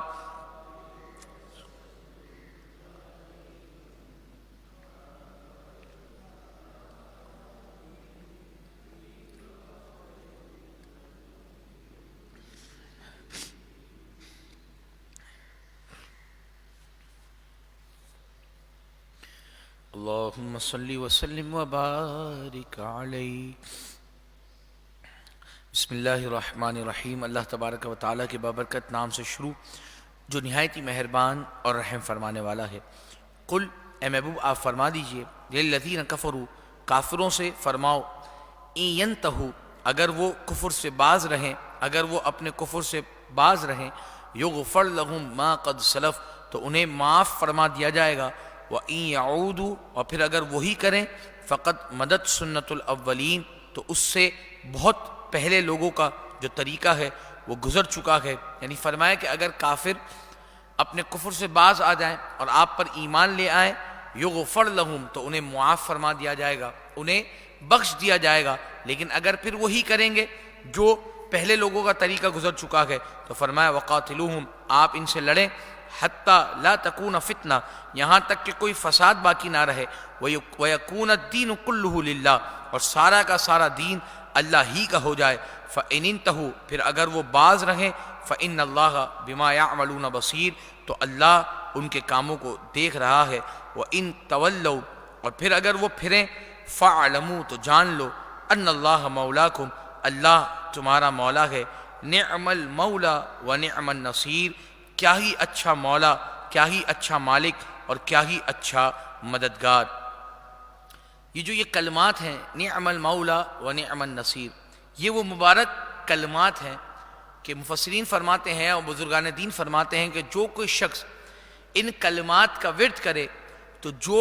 بگڑے کام ہوتے ہیں انسان کے وہ تمام کے تمام ان کلمات کی بنا پر بن سکتے ہیں. کہ نعم المولا ونعم النصیر فرمایا جو کوئی ان مبارک کلمات کا ورد کرے گا اس کے بگڑے کام بن جائیں گے. اگر وہ کسی کام میں الجھ جائے تو اس کا ورد کرے صدقے دل سے کرے تو اطمینان کے اندر اتر جائے گا اس کے دل کے اندر اطمینان آ جائے گا. اور اگر فرمایا گیا کہ تمام چیزیں تمام باتیں جو آپ کے سامنے پیش کی جا رہی ہیں آج کیا معاملہ ہے ابھی میں نے آپ کے سامنے یہ ورد دیا کہ آپ اگر یہ ورد پڑھ لیں تو آپ کے لیے دلی اطمینان ہو سکتا ہے آپ کے لیے دیگر معاملات ہو سکتے ہیں. ہمارے پاس قرآن اور نماز یہ دو چیزیں اتنی بہترین موجود ہیں کہ اگر انسان ان دونوں چیزوں پر عمل کر لینا اور ان دونوں چیزوں سے اپنے رشتے کو مضبوط کر لے تو اسے نہ کسی تعویذ کی ضرورت ہے نہ کسی کہہ لیجئے کہ عمل کی ضرورت ہے نہ کسی اور چیز کی ضرورت ہے. میں تعویذ کا منکر نہیں ہوں نعوذ باللہ ایسی کوئی بات نہیں ہے. سمجھانے کے لیے عرض کر رہا ہوں کہ آج ہمارے لوگوں کا ذہن یہ بن گیا ہے کہ اگر انسان کو یہ کہا جائے نا کہ یار تم 5 وقت نماز پڑھو اور نماز کے بعد یہ ورد پڑھ لینا انشاءاللہ تمہارا کام بن جائے گا اس کو یہ چیز بھاری پڑتی ہے کہ یار وہ بندہ بھی بھاری پڑتا ہے. حقیقتاً بتا رہا ہوں کہ یار یہ بندہ مزیدار نہیں ہے اپنے کو سمجھ نہیں آئی اس نے تو یار نہ کوئی تعویذ دیا نہ کچھ دیا. اگر اس کے مقابلے میں کوئی دوسرا بندہ ہو جو کہے کہ یار یہ تعویذ پکڑو یہ 11 دن اس طریقے سے رکھنا ہے اس کو یہاں دبانا ہے وہاں دبانا ہے اس کے بعد ایک کالا بکرا لے کے آ جانا ہے تو اپنے کو وہ بندہ سمجھ آ جاتا ہے یار اس بندے کی پاور ہے اس بندے کے پاس اس بندے نے جو تعویذ. یہ میں آپ کو جنرل بات بتا رہا ہوں جو آج کے دور کے اندر یہ باتیں ہوتی ہیں یہ معاملات ہوتے ہیں کہ اپنے کو وہ بندہ سمجھ ہی نہیں آتا جو نماز اور روزے کی بات کرے جو نماز اور قرآن کی بات کرے اپن اس سے دور بھاگتے ہیں اپن پیچھا چھڑاتے ہیں. نہیں بھائی یہ بندہ صحیح نہیں ہے اپنے کو نہیں سمجھ آئی. اور جو بندہ اپنے کو تعویذ دے اور کہے اس کی اپنی نمازوں کا پتہ نہ ہو عصر کی اذان ہو رہی ہے مغرب کی اذان ہو رہی ہے وہ بندہ وہیں کا وہیں بیٹھا ہوا ہے وہیں پہ بیٹھا ہوا تعویذات لکھ رہا ہے. وہ کہتا ہے کہ بھائی حضرت صاحب نے نماز جو ہے وہ مکے میں پڑھی ہے وہ مدینے میں پڑھی ہے وہ شام میں پڑھی ہے بغداد میں پڑھی ہے. تو ایسے شخص اور ایسے لوگوں سے بچیے ایسے معاملات سے بچیے. خدا کی قسم نماز اور قرآن یہ دو چیزوں سے انسان اگر اپنے رشتے کو جوڑ لے تعویذات اس کے بعد کے معاملات ہیں یہ تمام چیزیں، یہ اوراد، یہ اذکار، یہ ورد، یہ تمام چیزیں بعد کے معاملات ہیں. سب سے پہلے فرض ہے. جو چیز آپ پر فرض ہے اگر آپ وہ نہیں کر رہے تو نیچے مستحبات آپ کچھ بھی کرتے رہیں، کوئی بھی معاملہ کرتے رہیں، وہ آپ کو اس طرح کا فائدہ نہیں دے گی جو فرائض کے ساتھ ہوتے ہوئے مستحبات نے فائدہ دینا گئے. تو نعم المولا و نعم النصیر، یہ وہ آیت مبارکہ ہے کہ اگر انسان اس کو اپنے ورد کے اندر رکھ لے، کسی بھی مشکل کے وقت میں، کسی بھی کہہ لیجئے کہ معاملے کے وقت میں اگر ان آیات کا ورد کر لے، اللہ تبارک و تعالیٰ وہ تمام بگڑے کام بنا دے گا اور تمام مشکلات کو آسان فرما دے گا. اس کے بعد اللہ تبارک و تعالیٰ نے فرمایا وَاعْلَمُوا، جان لو، انما غنمتم من شیء، کہ جو کچھ غنیمت حاصل کرو، فَأَنَّ لِلَّهِ خُمُسَهُ وَلِلرَّسُولِ، تو اس کا 5واں حصہ خاص اللہ اور اس کے رسول کے لیے ہے. یہاں پر بھی اگر آپ غور کریں تو اگر دیکھا جائے تو اللہ تبارک و تعالیٰ کو غنیمت یا مال کی کوئی حاجت نہیں ہے، لیکن جو پیچھے بات میں نے آپ سے عرض کی نا کہ اللہ اور اس کے رسول، کہ جہاں کہیں بھی آیات آئیں گی، جہاں کہیں بھی یہ بات آئے گی، وہاں پر اللہ نے اپنے ساتھ رسول اللہ علیہ السلام کی ذات کو ضرور بھی ضرور جوڑا ہے. فرمایا کہ فَأَنَّ لِلَّهِ خُمُسَهُ، کہ اللہ 5واں حصہ اللہ کے لیے ہے، وَلِلرَّسُولِ، اور اس کے رسول کے لیے ہے، وَلِذِي الْقُرْبَى، اور ان کے قرابت داروں کے لیے ہے، وَالْيَتَامَى، اور یتیموں کے لیے ہے، وَالْمَسَاكِينِ، اور محتاجوں کے لیے ہے، وَابْنِ السَّبِيلِ، اور مسافروں کے لیے ہے. فرمایا کہ جب تمہارے پاس مال غنیمت آئے گا تو اس کا 5واں حصہ جو خمس ہوگا وہ اللہ اور اس کے رسول کے لیے ہوگا. یعنی وہ رسول اللہ علیہ السلام چاہیں تو اپنے قرابت داروں کے اندر اسے کہہ لیجئے کہ تقسیم فرمائے، کیونکہ جو ہاشمی سید ہوتے ہیں، جو سید ہوتا ہے وہ زکوٰۃ نہیں لے سکتا، تو فرمایا اس کے لیے پاک مال کے ذریعے مدد کرنا یہ ضروری ہے. تو یہ جو مال کا خمس ہے، جو 5واں حصہ ہے، اس سے ان لوگوں کا جو اللہ کے رسول کے قرابت دار ہیں ان کی مدد کی جائے گی. اور پھر فرمایا کہ اگر یہ نہ ہو اور وہ اتنے غنی ہوں کہ انہیں اس مال کی حاجت نہ ہو تو پھر فرمایا یتامى والیتامى والمساکین وابن السبیل، تو یتیموں اور محتاجوں اور مسافروں کا پھر وہ حصہ ہے. ان کنتم آمنتم باللہ، اگر تم ایمان لائے ہو اللہ پر، وما انزلنا علی عبدنا، اور اس پر جو ہم نے اپنے بندے پر نازل کیا گیا، یوم الفرقان، فیصلے کے دن کے لیے جو اتارا ہے، یوم التقى الجمعان، جس دن دونوں فوجیں آپس میں ملی تھی. تو فرمایا کہ اس دن پر اگر تم ایمان لائے ہو، واللہ علی کل شیء قدیر، اور اللہ ہر چاہت پر قادر ہے، اور اللہ ہر معاملے پر قادر ہے. جس دن دو فوجیں ملی تھی، اس دن سے مراد یوم بدر ہے، اور دونوں فوجوں سے مسلمانوں اور کافروں کی فوجیں ہیں. اور یہ واقعہ جو بدر کا ہے یہ 17 یا 19 رمضان المبارک کو پیش آیا تھا. جو کہہ لیجیے کہ مقتدر روایت ہیں ان میں 17 رمضان المبارک کی پیش گوئی ہے. اور اس میں اصحاب رسول صلی اللہ علیہ وسلم جو تھے ان کی تعداد 313 یا 313 کے قریب کچھ تھی، اور مشرکین کی جو تعداد تھی وہ 1000 کے قریب تھی، یعنی مسلمانوں سے 3 گنا زیادہ تھی. اور فرمایا کہ اللہ تعالیٰ نے اس مقام پر، بدر کے مقام پر مسلمانوں کی مدد فرمائی، اور اللہ تبارک و تعالیٰ نے کافروں کو عزیمت دی، اور ان کے 70 سے زیادہ افراد مارے گئے اور 70 ہی کے قریب قید کے اندر لائے گئے. اور پھر فرمایا اذ انتم بالعدوۃ الدنیا، جب تم نالے کے قریب تھے، قریب والے کنارے پر تھے، وہم بالعدوۃ القصویٰ، اور کافر دور والے کنارے پر تھے، والرکب اسفل منکم، اور تم نیچے کی جگہ پر تھے. یعنی جو بدر کا مقام تھا نا، وہاں کا اگر جنگی نقشہ کھینچا جائے تو جو کافروں کا جہاں پر پڑاؤ ڈلا تھا وہ بڑی سیدھی زمین تھی، بڑی چٹیل زمین تھی، بڑی صاف میدان تھا، اور پانی ان سے بالکل قریب تھا. اور مسلمانوں کا جہاں پر پڑاؤ پڑا تھا، مسلمانوں کے لیے پانی وہاں سے بہت دور تھا، اور جو زمین تھی وہ بالکل کہہ لیجیے کہ ریتیلی زمین تھی، پاؤں اس پر جمتے نہیں تھے، پاؤں ڈھس رہے تھے. تو بظاہر جو جنگی نقشہ تھا، ایک تو تعداد، پھر اس کے بعد جو جنگی سامان تھا اس کا معاملہ اگر دیکھا جائے تو اس کے اندر بھی کفار زیادہ تھے، اور اس کے بعد جو جنگ کا میدان تھا اس میں جو کہہ لیجیے کہ ایک ہوتا ہے نا کہ ایک طرف برتری ہو، ایک طرف اچھا معاملہ ہو، ایک طرف ہلکا معاملہ ہو، تو اس میں بھی جو معاملہ تھا وہ مسلمانوں کے خلاف تھا. یعنی بدر کے اندر جو ہر معاملہ دیکھا جائے تو بظاہری جو دنیاوی اسباب تھے وہ تمام کے تمام مسلمانوں کے خلاف تھے. تمام کے تمام چیزوں کے اندر اگر نگاہ دوہرائی جاتی تو مسلمانوں کو دیکھ کر کوئی نہیں کہہ سکتا تھا کہ یہ مسلمان کسی بھی طور پر جیت سکتے ہیں. لیکن فرمایا کہ وَلَوْ تَوَاعَدْتُمْ لَاخْتَلَفْتُمْ فِي الْمِيعَادِ، اگر تم آپس میں کوئی وعدہ کرتے تو ضرور بھی ضرور مقررہ وقت تک نہ پہنچ سکتے تھے. اور بدر کا جو معاملہ پیش آیا، اگر اس کی ڈیٹیل کے اندر معمولی طور پر معمولی سی اگر اس کی ڈیٹیل میں جایا جائے تو مسلمانوں کو یہ خبر ملی کہ ابو سفیان کا قافلہ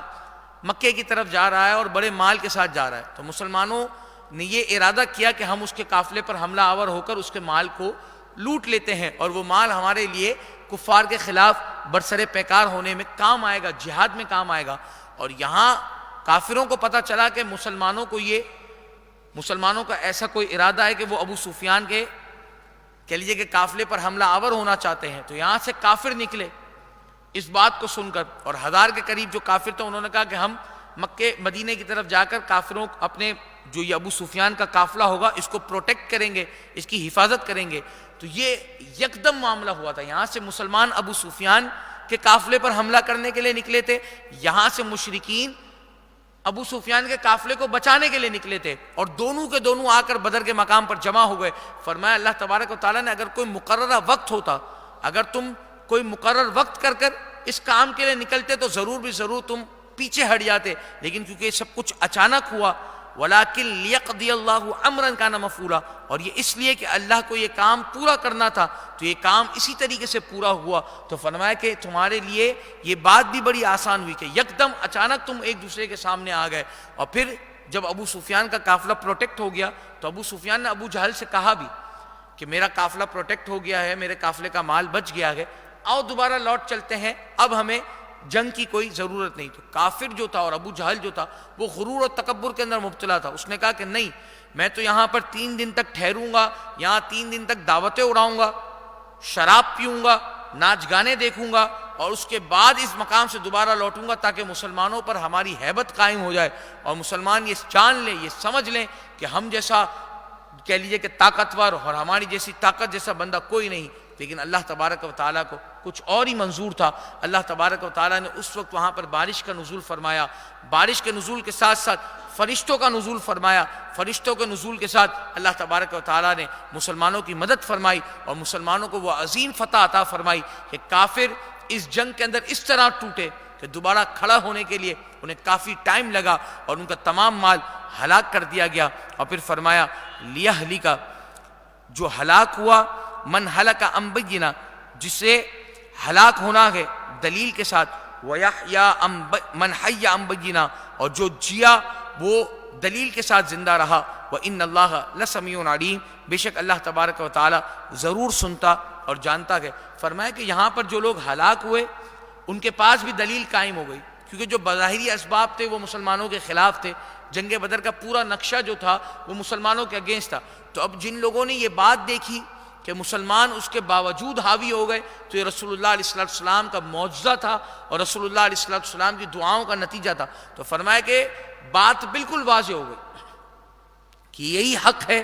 یہی سچ ہے. اب جو ہلاک ہوا وہ دلیل دیکھ کر ہلاک ہوا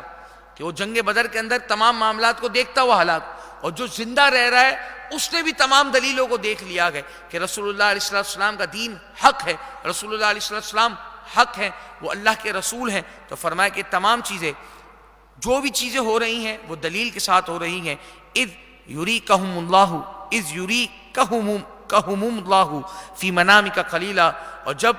یاد کرو اے محبوب جب اللہ نے تمہیں کافروں کو خواب کے اندر تھوڑا کر کر دکھایا. وَلَوْ أَرَاكَهُمْ كَثِيرًا لَفَشِلْتُمْ، اور اے مسلمانوں کے گروہ تمہیں بہت کر کر دکھاتا. وَلَا تَنَازَعْتُمْ فِي الْأَمْرِ، تو تم بزدلی کر جاتے اور تم آپس کے معاملے کے اندر جھگڑا کر لیتے. وَلَٰكِنَّ اللَّهَ سَلَّمَ، لیکن اللہ نے تمہیں اس بات سے بچا لیا. اللہ کے محبوب کو خواب کے اندر کافروں کی تعداد بڑی کم دکھائی گئی کہ کافر بہت تھوڑے سے ہیں، اور اللہ کے محبوب نے جب یہ بات اپنے صحابہ کو بتائی تو ان کے جوش بھی اور بڑھ گئے کہ کافر تھوڑے سے ہیں. فرمایا اللہ نے اس کی بات کی وضاحت بھی فرما دی کہ اگر اللہ تبارک و تعالیٰ وَلَوْ أَرَاكَهُمْ كَثِيرًا، اگر اللہ تبارک و تعالیٰ تمہیں کافروں کی تعداد زیادہ دکھاتا لَفَشِلْتُمْ، تو ہو سکتا تھا کہ تم بزدلی کر جاتے. وَلَا تَنَازَعْتُمْ فِي الْأَمْرِ، اور تم آپس میں ایک دوسرے کے ساتھ جھگڑا کر جاتے. وَلَٰكِنَّ اللَّهَ سَلَّمَ، لیکن اللہ تبارک و تعالیٰ نے تمہیں ان تمام باتوں سے بچا لیا. إِنَّهُ عَلِيمٌ بِذَاتِ الصُّدُورِ، بے شک اللہ تبارک و تعالیٰ دلوں کی باتوں کو جانتا ہے. وَإِذْ يُرِيكُمُوهُمْ، اور جب وہ تمہارے مقابل ہوئے، إِذِ الْتَقَيْتُمْ فِي أَعْيُنِكُمْ قَلِيلًا، جب تمہیں کافر تھوڑے کر کر دکھائے. وَيُقَلِّلُكُمْ فِي أَعْيُنِهِمْ، اور تمہیں بھی ان کی نگاہوں کے اندر تھوڑا کر کر دکھایا، لِيَقْضِيَ اللَّهُ أَمْرًا كَانَ مَفْعُولًا، تاکہ اللہ کا جو کام ہے، جو اللہ نے پورا کرنا ہے، وہ کام پورا ہو جائے۔ مسلمانوں کو کافر تھوڑے دکھائے، اس کی وجہ تو یہ بنتی ہے تاکہ مسلمان ثابت قدم رہے اور مسلمان پیچھے نہ ہٹے۔ کافروں کو بھی مسلمان تھوڑے کر کر دکھائے گئے۔ ابو جہل نے جب مسلمانوں کے لشکر کی طرف نگاہ ڈالی تو اس نے غرور اور تکبر کے اندر یہ بات کہی، اتنے تھوڑے دکھے اس کو مسلمان کہ اس نے کہا کہ اس کو تو ہم رسی کے اندر پکڑ لیں گے، یعنی ایسے ہم رسی پھینکیں گے نا تو رسی کے اندر بل ڈال کر اگر پھینکیں گے تو تمام کے تمام مسلمان اس کے اندر آ جائیں گے، اور رسی کو کھینچیں گے تو تمام مسلمان ہماری طرف آ جائیں گے۔ اتنے کم کر کر دکھائے گا۔ اس کی وجہ کیا تھی؟ تاکہ کافر اس زوم کے اندر آ جائیں اور وہ پیچھے نہ ہٹیں، وہ بیک نہ ماریں، وہ اس زوم کے اندر رہیں کہ مسلمان تو بہت تھوڑے سے ہیں، اور وہ اپنے مقام پر ثابت قدم رہیں تاکہ تمام کے تمام کافروں کو اللہ تبارک و تعالی ہلاک فرما دے۔ تو فرمائیے اللہ کا کام تھا، اللہ نے اسی طریقے سے پورا کرنا تھا۔ وَإِلَى اللَّهِ ترجع الامور، اور تمام کاموں کی جو رجوع ہے وہ اللہ ہی کی طرف ہے، اور تمام کام اللہ ہی کی طرف رجوع ہوتے ہیں۔ اللہ تبارک و تعالی جس طرح اللہ تبارک و تعالی نے مسلمانوں کی بدر کے اندر مدد فرمائی، اللہ تبارک و تعالی آج بھی ہم مسلمانوں کی اسی انداز کے اندر مدد فرمائے، اسی انداز کے اندر اللہ تبارک و تعالی غیبی مددوں کا سلسلہ ہمارے ساتھ قائم فرمائے۔ مل کر پڑھ لیجئے، مولایا صلی وسلم دائما ابدا علی بک خیر الخلق کلہم یا ربی جمعا طالبنا منک مغفرۃ وحسن خاتمۃ یا واسع الکرم مولا۔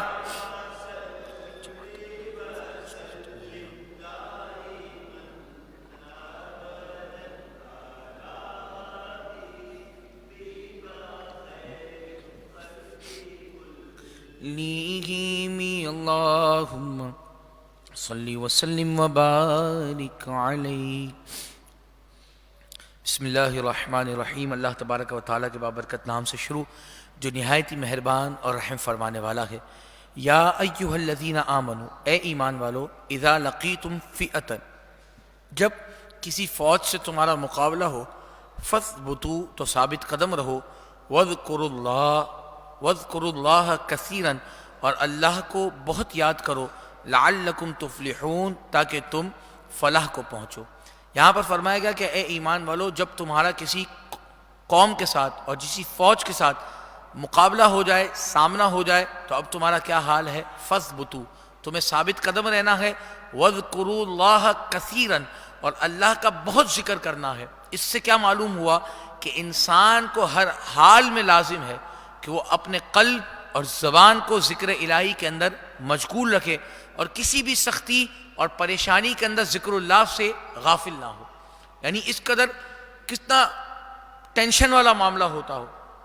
ہم نے تو کبھی جنگ نہیں کی، لیکن کتنا ٹینشن والا معاملہ ہوتا ہوگا کہ جب کافر سامنے ہے، جب فوج سامنے ہے، لیکن اس وقت بھی اللہ تبارک و تعالیٰ یہ حکم ارشاد فرما رہا ہے کہ وَاذْكُرُوا اللَّهَ كَثِيرًا، کہ اللہ کو بہت یاد کرنا ہے، اللہ کا بہت ذکر کرنا ہے، لعلکم تفلحون، تاکہ تم فلاح کو پہنچو، وَأَطِيعُوا اللَّهَ وَرَسُولَهُ، اور اللہ اور اس کے رسول کا حکم مانو۔ ایک اور آیت مبارکہ جس طرح میں نے آپ سے عرض کی تھی کہ آج کی درس کے اندر کئی آیات ایسی ہیں جہاں اللہ اور اس کے رسول کا ذکر ایک ساتھ آنا ہے۔ یہاں پر بھی وہی بات، وَأَطِيعُوا اللَّهَ وَرَسُولَهُ، اللہ اور اس کے رسول کا حکم مانو، وَلَا تَنَازَعُوا، اور آپس میں نہ جھگڑو، فَتَفْشَلُوا، اور پھر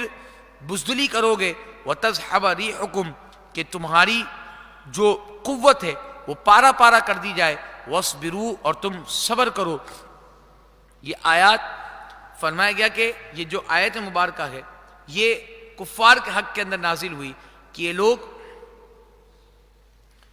قریش جو تھے وہ بدر کے اندر بہت اترا رہے تھے اور تکبر کر رہے تھے۔ سید عالم صلی اللہ علیہ وسلم نے دعا کی کہ یا رب، یہ قریش آ گئے تکبر و غرور میں سرشار اور جنگ کے لیے تیار، تیرے رسول کو جھٹلاتے ہیں، یا رب اب وہ مدد عنایت فرما جس کا تو نے وعدہ فرمایا تھا۔ حضرت ابن عباس رضی اللہ تعالیٰ عنہ نے فرمایا کہ جب ابو سفیان نے دیکھا کہ قافلے کو کوئی خطرہ نہیں رہا تو انہوں نے قافلے کو پیام بھی بھیجا کہ دوبارہ لوٹ آؤ، لیکن وہ قافلہ بضد رہا۔ تو اس نے جب وہ تمام معاملہ ہو گیا تو اب جب وہ بدر میں پہنچ گئے، یہ تمام چیزیں جس طرح میں نے آپ سے پیچھے عرض کی کہ اس نے کہا کہ ہم 3 دن تک یہاں پر رکیں گے، یہ تمام معاملات کریں گے، لیکن رب تعالیٰ کو کچھ اور ہی موجود تھا۔ رب تعالیٰ نے اس معاملے کے اندر کوئی اور ہی چیز چھپا کر رکھی تھی۔ جب وہ وہاں پر پہنچے اور بدر کا میدان قائم ہوا تو اللہ تبارک و تعالیٰ نے جہاں پر انہیں شرابیں پینی تھی وہاں پر اللہ تبارک و تعالیٰ نے انہیں موت کا ساغر پلایا، اور انہیں کنیزوں کی کہہ لیجئے کہ ناچنے گانے والوں کی آواز سنانے کے بجائے انہیں رونے والوں کی رونے کی آواز سنائی گئی۔ تو اللہ تبارک و تعالیٰ نے مومنین کو اس بات سے بھی ارشاد فرمایا کہ یاد رکھنا کہ اللہ تبارک و تعالیٰ کو کوئی مشکل نہیں کہ فتفشلوا وتذهب ريحكم، کہ وہ تمہاری قوت کو کسی وقت بھی پارا پارا کر سکتا ہے، واصبروا، تو صبر کرو، ان اللہ مع الصابرین، بے شک اللہ تبارک و تعالیٰ صبر والوں کے ساتھ ہے۔ ولا تکونوا، اور ان لوگوں جیسے نہ ہو جانا، کالذین خرجوا من دیارہم، جو اپنے گھر سے نکلے بطرن، اتراتے ہوئے، غرور کرتے ہوئے، ورئاء الناس، اور لوگوں کو دکھانے کے لیے نکلے تھے، ویصدون عن سبیل اللہ، اور وہ اللہ کی راہ سے روکتے تھے، تو ان لوگوں جیسے ہرگز نہ ہونا۔ اور ان کا حال میں نے آپ کو بتا دیا کہ کیا حال ہوا جو لوگ اترا رہے تھے۔ واللہ بما یعملون محیط، اور اللہ تبارک و تعالیٰ کہ سب کام اللہ کے قابو میں ہے، اور تمام کام اللہ تبارک و تعالیٰ کے احاطے کے اندر ہیں۔ وَإِذْ زَيَّنَ لَهُمُ الشَّيْطَانُ، اور جب شیطان نے ان کے کام اعمالہم، وَإِذْ زَيَّنَ لَهُمُ الشَّيْطَانُ اعمالہم، اور جب شیطان نے ان کے کام ان کی نگاہ کے اندر اچھے کر کر دکھائے، وقال، اور بولا، لا غالب لکم اليوم من الناس، کہ آج تم پر کوئی شخص غالب آنے والا نہیں، وَإِنِّي جَارٌ لَكُمْ، اور تم میری پناہ میں ہو۔ پھر فرمایا فلما تراءت الفئتان نقص علی عقبیہ، اور جب دونوں لشکر آمنے سامنے ہوئے تو یہ الٹے پاؤں بھاگا، وقال، اور بولا، انی بریء منکم، میں تم سے الگ ہوں، میں تم سے جدا ہوں، انی ارا، میں وہ دیکھتا ہوں، ما لا ترون، جو تم نہیں دیکھتے، انی اخاف اللہ، میں اللہ سے ڈرتا ہوں۔ اس آیت مبارکہ کا شان نزول کچھ اس طرح ہے، جب قریش نے بدر جانے کا اتفاق کر لیا تو انہیں یاد آیا کہ ان کے اور قبیلہ بنی بکر کے درمیان عداوت ہے، اور ان کا جو قبیلہ تھا جو بنی بکر کا، یہ کہہ لیجیے کہ مدینہ منورہ کے راستے کے اندر ہی آتا تھا، تو انہیں یہ خیال آیا کہ کہیں ہماری ان کے ساتھ مٹ بھیڑ نہ ہو جائے، ہم وہاں پہنچنے سے پہلے کہیں ان کے ساتھ ہی راستے کے اندر پورے نہ ہو جائیں۔ تو اب انہوں نے واپسی کا ارادہ کیا، تو اب شیطان کو یہ بات قبول نہ تھی کہ یہ کسی طریقے سے واپس ہو جائیں، تو اب اس نے یہ فریب کیا کہ وہ سراقہ بن مالک جو کہ بنی کنانہ کا سردار تھا، اس کی صورت کے اندر نمودار ہوا، اور آ کر لشکر کے ساتھ ایک جھنڈا لے کر مشرکین کے ساتھ آ ملا، اور کہنے لگا کہ میں تمہارا ذمہ دار ہوں، اگر جو بنی بکر ہے اس نے کوئی ایسا معاملہ کیا بھی تو میں تمہاری ضمانت لیتا ہوں، میں امن کی ضمانت لیتا ہوں، تمہارے ساتھ ایسا کوئی معاملہ نہیں ہوگا، کیونکہ میں سردار ہوں اور میرا یہ جھنڈا تمہارے ساتھ ہے، آؤ چلو مسلمانوں کے ساتھ جنگ کرنے کے لیے چلتے ہیں اور مسلمانوں کو مزہ چکھانے کے لیے چلتے ہیں۔ اب جب یہ دونوں لشکر آمنے سامنے آ گئے تو اب حضور علیہ السلام نے ایک مشت خاکی، جو مشت خاک تھی وہ مشرکین کے منہ پر ماری تو وہ پیٹ پھیر کر بھاگے۔ حضرت جبرائیل علیہ السلام ابلیس لعین کی طرف بھرے جو سراقہ کی شکل میں حارث بن حشام کا ہاتھ پکڑے ہوئے تھا، تو اب وہ حارث بن حشام سے اپنے ہاتھ کو چھڑا کر بھاگا اور اپنے ساتھیوں کے ساتھ بھاگنے لگا، تو حارث اس کو پکارنے لگا کہ اے سراقہ کہاں جاتے ہو، تم تو ہمارے ضامن تھے، تم تو ہمارے ضامن بنے تھے، اب تم کہاں جا رہے ہو؟ تو اس نے کہا کہ مجھے وہ نظر آ رہا ہے جو تمہیں نظر نہیں آ رہا، انی ارا، میں وہ دیکھتا ہوں، ما لا ترون، جو تم نہیں دیکھ رہے، انی اخاف اللہ، اور میں اللہ سے ڈرتا ہوں، واللہ شدید العقاب، اور اللہ تبارک و تعالیٰ کا عذاب سخت ہے۔ یعنی وہ اس وقت بھی اس نے معاملہ کیا، اور کیا ہوا، کفار جب دوبارہ لوٹے تو انہوں نے سراقہ بن مالک کے خلاف کہہ لیجیے کہ بڑی باتیں ہونے لگی۔ اب سراقہ بن مالک کو جب پتہ چلا تو وہ آیا اور اس نے آ کر کہا کہ تم میرے خلاف ایسی ایسی بات کر رہے ہو، میں تو اس وقت وہاں پر موجود ہی نہیں تھا تمہارے ساتھ۔ انہوں نے کہا کیا بات کرتے ہو، تم پورا رستہ ہمارے ساتھ تھے، تم بدر تک ہمارے ساتھ چلے، جب بدر میں فوجیں آمنے سامنے ہوئی تم اس وقت ہمارا ہاتھ چھڑا کر بھاگے ہو۔ اس نے کہا کہ میں اپنی قوم کو تمہارے پر گواہ کرتا ہوں، میں ان تاریخوں میں ان دنوں کے اندر ان کے ساتھ تھا، اب جب سراقہ بن مالک بعد میں ایمان لے آئے، اس وقت تک کافر تھے، بعد میں جب ایمان لائے تو ان کو پتا چلا کہ ان کی شکل کے اندر وہ شیطان آیا تھا اور شیطان نے آ کر یہ تمام معاملہ کیا تھا۔ تو اللہ تبارک و تعالیٰ کی بارگاہ میں دعا ہے کہ جو کچھ سنا اور بدر کے مقام کے بارے میں جو کچھ سن رہے ہیں، اللہ تبارک و تعالیٰ اصحاب بدر کے صدقے سے ہم تمام کی مشکلات کو آسان فرمائے، ہم تمام کا خاتمہ بالخیر فرمائے، ہم تمام کو اللہ تبارک و تعالیٰ دنیاوی تمام مصائب اور آلام سے محفوظ فرمائے۔ مل کر پڑھ لیجئے مولایا صل ابدا علی حبیبک خیر الخلق کلہم یا ربی بالمصطفى بلغ مقاصدنا واغفر لنا ما مضى يا واسع الكرم مولاي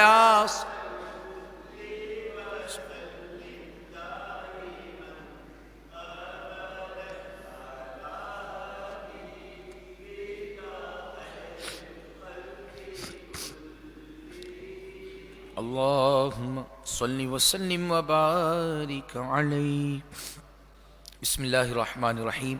اللہ تبارک و تعالیٰ کے بابرکت نام سے شروع جو نہایت ہی مہربان اور رحم فرمانے والا ہے۔ اذ یقول المنافقون، جب منافق کہتے تھے، والذین فی قلوبہم مرض، اور وہ جن کے دلوں کے اندر مرض ہے، غر ہؤلاء دینہم، یہ مسلمان اپنے دین پر مغرور ہیں، ومن یتوکل علی اللہ، جو اللہ پر بھروسہ کرے، فإن اللہ عزیز حکیم، تو بے شک اللہ تبارک و تعالی غالب حکمت والا ہے۔ وَلَوْ تَرَى اِذْ يَتَوَفَّى الَّذِينَ كَفَرُوا الْمَلَائِكَةَ، اور جب تو دیکھے کہ جب فرشتے کافروں کی جان نکالتے ہیں، يَضْرِبُونَ وُجُوهَهُمْ، مار رہے ہیں ان کے منہ پر، وَأَدْبَارَهُمْ، اور ان کی پیٹھ پر، وَذُوقُوا عَذَابَ الْحَرِيقِ، اور اب ان سے کہہ رہے ہیں کہ چکھو آگ کا عذاب۔ یہ آیت مبارکہ یا تو بدر کے مقام کے لیے ہے کہ جب فرشتوں نے قتال کیا تھا، فرشتے بھی ساتھ شامل ہوئے تھے جنگ کے اندر اور انہوں نے قتال کیا تھا، تو انہوں نے کہا کہ جب تم دیکھو کہ جب فرشتے کافروں کی جان نکالتے تھے اور ان کو مار رہے تھے، یضربون وجوہہم، ان کے چہرے پر مار رہے تھے، وہ ادبارہم، اور ان کے پیٹھوں پر مار رہے تھے، وذوقوا عذاب الحریق، اور کہہ رہے تھے کہ چکھو اب آگ کا عذاب۔ اور دوسری جو تفسیر یہاں پر مفسرین نے کی کہ جب کافر کی جان نکالی جاتی ہے، جب کافر کی کہہ لیجیے کہ ملک الموت آ کر جان نکالتے ہیں، تو اس وقت وہ ان کے چہروں پر مارتے ہیں، ان کی پیٹھوں پر مارتے ہیں، اور ان کے پیٹھوں پر مار کر وہ کہتے ہیں کہ اب چکھو آگ کا عذاب، کہ جب ان کو مارا جاتا ہے تو وہ آگ کے اندر لپیٹ لیے جاتے ہیں، وہ آگ کے اندر مبتلا ہو جاتے ہیں۔ تو فرمایا کہ دونوں تفسیریں یہاں پر موجود ہیں، بدر کے مقام کے لیے بھی یہ تفسیر ہے اور عام حالات کے اندر بھی یہ تفسیر ہے، اور پھر فرمایا ذالک بما قدمت ایدیکم، یہ بدلہ ہے اس کا جو تم نے اپنے ہاتھوں سے آگے بھیجا ہے، وَأَنَّ اللَّهَ لَيْسَ بِظَلَّامٍ لِّلْعَبِيدِ، اور اللہ اپنے بندوں پر ظلم نہیں کرتا۔ كَدَأْبِ آلِ فرعون، جیسے فرعون والے، وَالَّذِينَ مِن قَبْلِهِمْ، اور ان سے جتنے بھی اگلے تھے ان کا کیا دستور تھا، كَفَرُوا بِآيَاتِ اللَّهِ، کہ وہ اللہ کی آیتوں کے منکر ہوئے، فَأَخَذَهُمُ اللَّهُ بِذُنُوبِهِمْ، تو اللہ نے انہیں ان کے گناہوں کے سبب پکڑا۔ ان اللہ قوی شدید العقاب، بے شک اللہ قوت والا سخت عذاب والا ہے۔ ذالک بأن اللہ، یہ اس لیے لم یکن مغیرا نعمتا انعمها، کہ اللہ کسی قوم سے جو نعمت انہیں دی جاتی ہے بدلتا نہیں، حتی یغیروا ما بانفسہم، جب تک وہ خود نہ بدل جائے۔ یہ اس لیے ذالک بأن اللہ لم یکن مغیرا نعمتا انعمها علی قوم حتی یغیروا ما بانفسہم، یہ اس لیے ہے کہ اللہ کسی قوم پر جو نعمت انہیں دی جاتی ہے وہ بدلتا نہیں ہے جب تک وہ قوم اسے خود نہ بدل دے۔ وَأَنَّ اللَّهَ سَمِيعٌ عَلِيمٌ، اور بے شک اللہ تبارک و تعالی سنتا بھی ہے اور جانتا بھی ہے۔ یہاں پر اللہ تبارک و تعالی نے پہلے ارشاد فرمایا کہ کَدَأْبِ آلِ فرعون، جو فرعونی تھے، جو فرعون والے تھے، وَالَّذِينَ مِن قَبْلِهِمْ، اور ان سے جو پہلے لوگ تھے انہیں بھی اللہ تبارک و تعالی نے کہہ لیجئے کہ نعمت عطا فرمائی، تمام معاملات عطا فرمائے، لیکن ان تمام چیزوں کے باوجود جب وہ ان نعمتوں پر شکر نہ لائے، ان نعمتوں کی تکذیب کی. اسی طریقے سے رسول اللہ علیہ السلام جو کہ سب سے بڑی نعمت ہے اللہ تبارک و تعالیٰ کی، انہیں جب نبی بنا کر مبعوث کیا گیا اور انہوں نے ان نعمتوں پر شکر نہ کیا، بجائے اس کے سرکشی نبی کریم صلی اللہ علیہ وسلم کی انہوں نے تکذیب کی. شکر کرنے کے بجائے انہوں نے رسول اللہ علیہ السلام کی تکذیب کی، ان کی خون ریزی کے درپے ہوئے، انہیں قتل کرنے کے درپے ہوئے، لوگوں کو حق کی راہ سے روکا. تو ان تمام چیزوں کے باوجود اللہ تبارک و تعالیٰ نے کیا فرمایا کہ اللہ تبارک و تعالیٰ کسی بھی قوم کی کوئی نعمت نہیں بدلتا جب تک وہ قوم خود اپنی نعمت کو نہ بدل دے. یعنی اللہ تبارک و تعالیٰ نعمتوں کو دیتا رہتا ہے، نعمت عطا فرماتا رہتا ہے، لیکن جب قوم اس پر شکر ادا نہ کرے اور جب قوم اس پر کہہ لیجئے کہ کسی بھی طور پر راضی نہ ہو، تو پھر اللہ تبارک و تعالیٰ اس قوم سے اس نعمت کو چھین لیتا ہے، اس نعمت کو واپس لے لیتا ہے. اور یہ اللہ تبارک و تعالیٰ نے کلام مجید فرقان حمید کے اندر دیگر مقامات پر بھی یہ ارشاد فرمایا کہ لَإِن شَكَرْتُمْ لَأَزِيدَنَّكُمْ، اگر تم میرا شکر ادا کرو گے میں تمہاری نعمتوں کو اور زیادہ بڑھا دوں گا. اگر کوئی شخص، ہم میں سے بھی اگر کوئی شخص یہ چاہتا ہے کہ اگر جو نعمت ہمیں ملی ہے اللہ تبارک و تعالیٰ اس پر دوام دے، اللہ تبارک و تعالیٰ اسے ہمیشہ قائم و دائم رکھے اور اللہ تبارک و تعالیٰ اس کے اندر زیادتی فرمائے، تو یاد رکھیے ان نعمتوں کا شکر ادا کرتے رہیں. ان نعمتوں کا جتنا شکر ادا کریں گے، رب تعالیٰ نے قرآن میں واضح ارشاد فرمایا ہوا ہے لَإِن شَكَرْتُمْ لَأَزِيدَنَّكُمْ، اگر تم میرا شکر ادا کرو گے میں تمہیں اور زیادہ عطا کروں گا. وَلَئِن كَفَرْتُمْ، اور اگر تم نے میری نافرمانی کی، اگر میری ناشکری کی، اِنَّ عَذَابِي لَشَدِيدٌ، تو بے شک میرا عذاب سخت ہے اور میرا عذاب شدید ہے. تو جب ہمارے پاس اللہ نے جو نعمتیں دی ہیں، اس میں سب سے بڑی جو نعمت اللہ نے ہمیں عطا کی ہے وہ ایمان کی دولت، ایمان کی نعمت. ہم میں سے آج اکثر لوگ اپنی اولاد کی نعمت کا شکر ادا کر لیتے ہیں، اپنی مال کی نعمت کا شکر ادا کر لیتے ہیں، اپنی صحت کی نعمت کا بھی شکر ادا کر لیتے ہیں، اپنے کہہ لیجئے کہ جو جسمانی اعضاء ہیں، جسمانی معاملات ہیں، کاروباری معاملات ہیں، دیگر جتنی بھی نعمتیں ہیں اس پر شکر ادا کر لیتے ہیں. لیکن جو ایمان کی دولت ہے نا، انسان اس پر بہت کم شکر ادا کرتا ہے، بہت کم، خاص کر آج کے دور کے اندر. تو یاد رکھیے گا کہ اگر کوئی شخص یہ چاہتا ہو کہ اس کا خاتمہ بالخیر ہو اور خاتمہ بالایمان ہو، تو وہ ہر وقت اللہ کی بارگاہ میں اس بات پر بھی شکر ادا کرے کہ اللہ تیرا لاکھوں لاکھ شکر ہے، تیرا لاکھوں لاکھ کرم ہے کہ تو نے ہمیں مسلمان پیدا کیا، تو نے ہمیں ایمان والا پیدا کیا، تو نے ہمیں بن مانگے ایمان کی دولت عطا فرمائی. جس طرح بن مانگے ایمان کی دولت عطا فرمائی، اسی طریقے سے مرتے وقت بھی بن مانگے ہمیں کلمہ طیبہ نصیب فرمانا، محبوب علیہ السلام کا دیدار نصیب فرمانا. یہ تمام دعائیں اپنے دعاؤں کے اندر شامل کر لیے. جب کبھی دعا کے لیے ہاتھ اٹھائیں، خاتمہ بالخیر کی دعا مانگے، خاتمہ بالایمان کی دعا مانگے. یہ اس لیے عرض کر رہا ہوں کہ مفسرین نے اس بات کو لکھا ہے کہ انسان جب نعمت ملتی ہے اور اگر اس نعمت کی قدر نہیں کرتا تو وہ نعمت اس سے چھین لی جاتی ہے. اور اگر ہمیں ایمان کی نعمت ملی ہے، ایمان کی دولت ملی ہے، اور اگر ہم اس کی قدر نہیں کر رہے، اگر ہم اس کی احتیاط نہیں کر رہے، تو خدا نہ خواستہ اگر ہم سے یہ چھین لی گئی، اگر ہم سے یہ لے لی گئی، تو کل قیامت میں اور قبر میں بھی ہمارا بیڑا غرق ہو جائے گا، ہم خاک آلود ہو جائیں گے. کہہ لیجئے کہ ہماری جو زندگی ہے اس پر کہہ لیجئے کہ لعنت ہو جائے گی، وہ بیکار ہو جائے گی. اللہ تبارک و تعالی ہم تمام کو تمام نعمتوں کا اور خصوص بالخصوص ایمان کی دولت کا خاص کر شکر ادا کرنے کی توفیق عطا فرمائے. اس کے بعد اللہ تبارک و تعالی نے ارشاد فرمایا کدأب آل فرعون، جیسے کہ فرعون والے والذین من قبلہم، اور جو ان سے اگلی قوموں کا دستور تھا، کذبوا بآیات ربہم، کہ انہوں نے اپنی رب کی آیتوں کو جھٹلایا. فأہلکناہم بذنوبہم، تو ہم نے ان کے گناہوں کے سبب انہیں ہلاک کیا. وأغرقنا آل فرعون، اور فرعون والوں کو ہم نے ڈبو دیا، فرعون والوں کو ہم نے تباہ کر دیا. وَكُلٌّ كَانُوا ظَالِمِينَ، اور وہ تمام کے تمام ظالم تھے. إِنَّ شَرَّ الدَّوَابِّ عِندَ اللَّهِ، بے شک سب جانوروں میں بدتر اللہ کے نزدیک وہ ہیں الذین کفروا، جنہوں نے کفر کیا. فَهُمْ لَا يُؤْمِنُونَ، اور وہ ایمان نہیں لاتے. پیچھے بھی آیت مبارکہ گزری، دوبارہ یہ آیت مبارکہ آئی ہے کہ جانوروں میں، جانداروں کے اندر سب سے بدتر اللہ کے نزدیک کون ہے؟ کہ جنہوں نے کفر کیا. جو کفر کرتے ہیں وہ اللہ کے نزدیک سب سے بدتر ہیں. فَهُمْ لَا يُؤْمِنُونَ، اور وہ لوگ ایمان نہیں لاتے. الَّذِينَ عَاهَدتَّ مِنْهُمْ، وہ جن سے تم نے معاہدہ کیا تھا. ثُمَّ يَنْقُضُونَ عَهْدَهُمْ فِي كُلِّ مَرَّةٍ، اور پھر وہ ہر بار اپنے عہدے کو، اپنے وعدے کو توڑ دیتے ہیں. وَهُمْ لَا يَتَّقُونَ، اور وہ ڈرتے نہیں ہیں۔ تو اب یہ آیت مبارکہ اس وقت نازل ہوئی، یہ آیت بنی قریظہ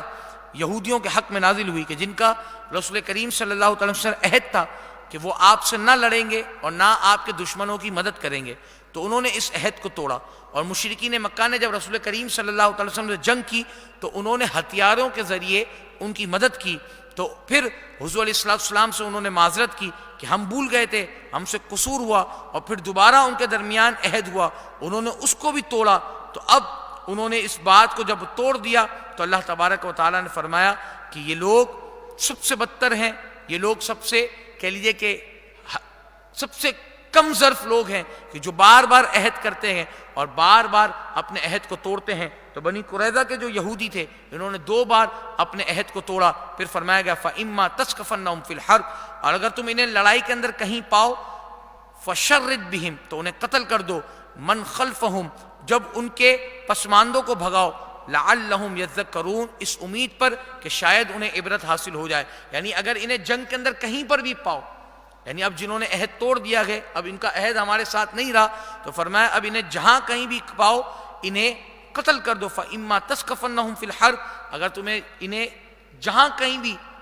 جنگ کے میدان میں پاؤ انہیں قتل کر دو۔ فَشَرِّدْ بِهِمْ مَنْ خَلْفَهُمْ، اور ان کے جو باقی جو بچ جانے والے ہیں ان کو اپنے سے دور اگر بھاگ جائیں، یہ میدان جنگ چھوڑ کر بھاگ جائیں، تو یہ چھوڑ کر بھاگنا بھی کیوں ہو؟ لَعَلَّهُمْ يَذَّكَّرُونَ، تاکہ انہیں عبرت حاصل ہو جائے کہ عہد جو توڑا ہے، عہد شکنی جو کی ہے، یہ اچھا معاملہ نہیں، یہ صحیح نہیں کیا۔ وَإِمَّا تَخَافَنَّ مِن قَوْمٍ خِيَانَةً، اور اگر تمہیں کسی قوم سے دغا کا اندیشہ ہو، خیانت کا اندیشہ ہو کہ وہ اپنے عہد کو توڑ دے گی، فَانبِذْ إِلَيْهِمْ عَلَى سَوَاءٍ، تو ان کا عہد ان کی طرف بھیج دو، تو اب تم پر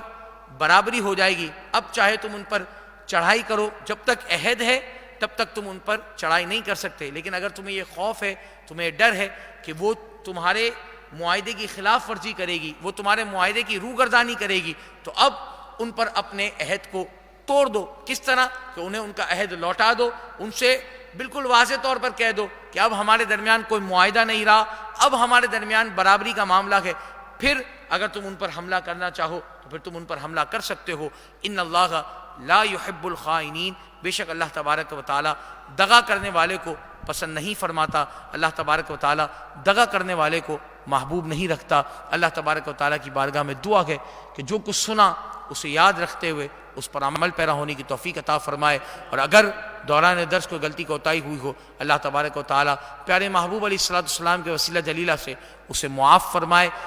وآخر دعوانا ان الحمد للہ رب العالمین۔ انتہائی اہم اعلان ہے، اسے ضرور سماعت فرما لیجئے اور نوٹ فرما لیجئے۔ کل کا جو درس ہوگا انشاءاللہ عز و جل، جو اتوار کا درس ہوتا ہے عمومی طور پر مجھے پتہ چلا کہ وہ 10 سے 15 منٹ لیٹ شروع ہوتا ہے، لیکن کل کا جو درس ہوگا وہ اپنے مقررہ وقت پر شروع ہوگا اور مقررہ وقت پر اختتام ہوگا۔ تو آپ تمام احباب جو درس کے لیے اس سیٹنگ سے آتے ہیں کہ درس نے 7 بجے شروع ہونا ہے یا 7:05 پر شروع ہونا ہے، تو کل کا جو درس ہے وہ انشاءاللہ عز و جل 6:45 پر شروع ہوگا اور اپنے مقررہ وقت پر انشاءاللہ اختتام پذیر ہوگا۔ اللہ تبارک و تعالی ہم تمام کا حامی و ناصر ہو۔ 1 مرتبہ سورہ فاتحہ اور 3 مرتبہ سورہ اخلاص کی تلاوت فرما لیجیے۔ بسم اللہ الحمدللہ یکنعبد و یک نستعین مستقیم صراط الذین انعمت علیہم غیر المغضوب علیہم ولا الضالین۔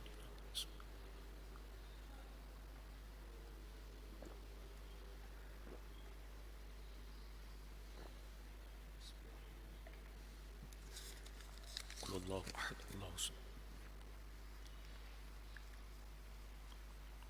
اللہ الصمد لم یلد ولم یولد ولم یکن له بسم اللہ الرحمن الرحیم قل اللہ احد اللہ الصمد۔ ایک اور اعلان سماعت فرما لیجیے، انشاءاللہ آج بروز ہفتہ بہار شریف مسجد میں ختم قادریہ شریف کی محفل ہوگی دوپہر 3 بجے، جو کہ خواتین کے لیے ہے۔ تو میں تمام پردے میں رہ کر سننے والی خواتین سے عرض کروں گا کہ ضرور ضرور اس محفل میں شرکت فرمائیں۔ اللہ تبارک و تعالی